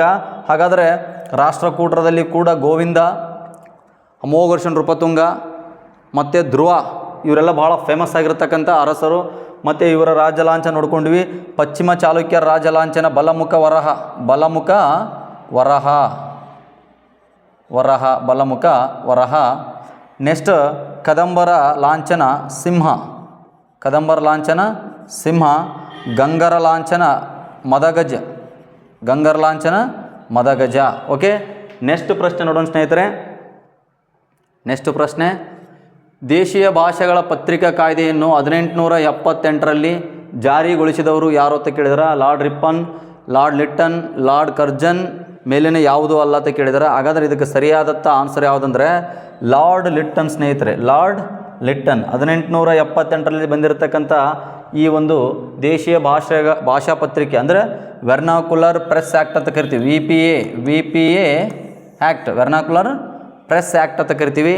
ಹಾಗಾದ್ರೆ ಇದನ್ನು ಯಾಕೆ ತೊಗೊಂಬಂದ ಅಂತಂದ್ರೆ ನಮ್ಮ ಭಾರತದಲ್ಲಿರ್ತಕ್ಕಂಥ ಪತ್ರಿಕೆಗಳ ಮೇಲೆ ಏನು ಮಾಡಬೇಕು? ನಿರ್ಬಂಧವನ್ನು ಏರಬೇಕಂತೇಳಿ ಕೇಸಿ. ಎಕ್ಸಾಂಪಲ್ ಕೇಸರಿ, ಮರಾಠಿ, ಪಂಜಾಬಿ ಮತ್ತು ಯುಗಾಂತರ ಪತ್ರಿಕೆ ಇವೆಲ್ಲವನ್ನು ತನ್ನ ಹಿಡಿತದಲ್ಲಿ ಇಟ್ಕೊಳ್ಬೇಕಂತೇಳಿ ಕೇಸಿ ಪತ್ರಿಕೆಗಳ ಮೇಲೆ ಏನು ಮಾಡಿದೆ ಅಂದ್ರೆ ಈಗ ಸೆನ್ಸಾರ್ಶಿಪ್ಪನ್ನು ಕೈಗೊಂಡ. ಯಾರು? ಕತ್ತರಿ ಪ್ರಯೋಗ ಅಂತ ಕರಿತೀವಿ. ಹಾಗಾದ್ರೆ ಪತ್ರಿಕೆಗಳ ಮೇಲೆ ಕತ್ತರಿ ಪ್ರಯೋಗ ಮಾಡಿದವರು ಯಾರು ಅಂದ್ರೆ ಲಾರ್ಡ್ ಲಿಟ್ಟನ್. ಲಾರ್ಡ್ ಲಿಟ್ಟನ್ ಮತ್ತು ಭಾಳ ಮಾಡ್ತಾನೆ ರೀ ಇವನು, ಅರ್ಥ ಆಯ್ತಾ? ICS ಪರೀಕ್ಷೆ ವಯಸ್ಸನ್ನು ಕಡಿಮೆ ಮಾಡ್ತಾನೆ. ಇಂಡಿಯನ್ ಸಿವಿಲ್ ಸರ್ವಿಸ್ ಆ್ಯಕ್ಟ್ ತೊಗೊಂಬಂದ್ಬಿಟ್ಟು ಮತ್ತು ಈ ಆರ್ಮ್ಸ್ ಆ್ಯಕ್ಟ್ ತೊಗೊಂಬಂದ್ಬಿಟ್ಟು ಯಾರೂ ಸಶಸ್ತ್ರಗಳನ್ನು ಹೊಂದಬಾರ್ದು ಅಂತ ಹೇಳ್ತಾನೆ. ಹಾಗೆ ಭಾಳದವ್ರು ಇವ್ನು ಹೇಳ್ತಾ ಹೋದರೆ. ಹಾಗಾದರೆ ಅದಕ್ಕೆ ಇವನಿಗೆ ಏನಂತ ಕರೆದಾರೆ ಅಂದ್ರೆ ಇವನ್ನ ಪ್ರತಿಗಾಮಿ ವೈಸರಾಯ್ ಅಂತ ಕರೆದಾರೆ. ಪ್ರತಿಗಾಮಿ ವೈಸರಾಯ್. ಮತ್ತು ಭಾರತದ ನೀರೋ ಅಂತ ಕರೆದಾರೆ ಇವನಿಗೆ. ಭಾರತದ ನೀರೋ ಅಂತ ಕರಿತಾರೆ. ಭಾರತದ ನೀರೋ. ರೈಟ್. ನೀರೋ ಅನ್ನುವಂಥ ರಾಜ ಇಟಲಿಗಿದ್ದ. ಅವನಿಗೆ ಏನಪ್ಪ ಅಂದರೆ ಜನರ ಕಷ್ಟದಲ್ಲಿದ್ದಾಗ ಸಂತೋಷ ಆಗ್ತಾಯಿತ್ತು. ಇವನು ಕೂಡ ಗೊತ್ತಿರಬೇಕು, ಇಂಪೀರಿಯಲ್ ದರ್ಬಾರನ್ನು ಮಾಡ್ತಾನೆ. ಇಂಪೀರಿಯಲ್ ದರ್ಬಾರ್ 1877ರಲ್ಲಿ ಇಂಪೀರಿಯಲ್ ದರ್ಬಾರ್ ಮಾಡಿದ. ಬಂಗಾಳದಲ್ಲಿ ಭಾಳ ಬರಗಾಲ ಬಂದಿತ್ತು. ಅದನ್ನು ಲೆಕ್ಕಿಸದೆ ಏನು ಮಾಡಿದೆ ಅಂದ್ರೆ ಆ ಫಂಕ್ಷನ್ನ, ಆ ಪ್ರೋಗ್ರಾಮನ್ನು ಕೈಗೊಂಡಿದ್ದ. ರೈಟ್. ಹಾಗಾಗಿ ಲಾರ್ಡ್ ಲಿಟ್ಟನ್ ಇದಕ್ಕೆ ಸರಿಯಾದಂಥ ಆನ್ಸರ್. ಓಕೆ ಸ್ನೇಹಿತರೆ, ನೆಕ್ಸ್ಟ್ ಏನು ಮಾಡೋಣ? ನೀಟಾಗಿ ಸ್ವಲ್ಪ ಸ್ವಲ್ಪ ಏನು ಮಾಡ್ತಾಯಿದ್ದೀನಿ, ಸ್ಪೀಡ್ ಹೋಗ್ತಾ ಇದ್ದೀನಿ. ಯಾಕಂದ್ರೆ ಸ್ವಲ್ಪ ಈಗ ನಿಮಗೆ ಕಡಿಮೆ ಡ್ಯೂರೇಷನಲ್ಲಿ ಸ್ವಲ್ಪ ಜಾಸ್ತಿ ಕಂಟೆಂಟ್ ಕೊಡಲು ಬಯಸ್ತಾ ಇದ್ದೀನಿ. ಬಟ್ ನೆಕ್ಸ್ಟ್ ಸ್ವಲ್ಪ ಮೇಲೆ ಅಂದರೆ 1 ತಾಸು 1.5 ತಾಸು ಮಾಡುವಂಥ ಪ್ರಯತ್ನ ಮಾಡೋಣ. ನಿಮ್ಮ ಸಪೋರ್ಟ್ ಹೀಗೇ ಇರಲಿ. ಓಕೆ ಸ್ನೇಹಿತರೆ, ಧನ್ಯವಾದಗಳು.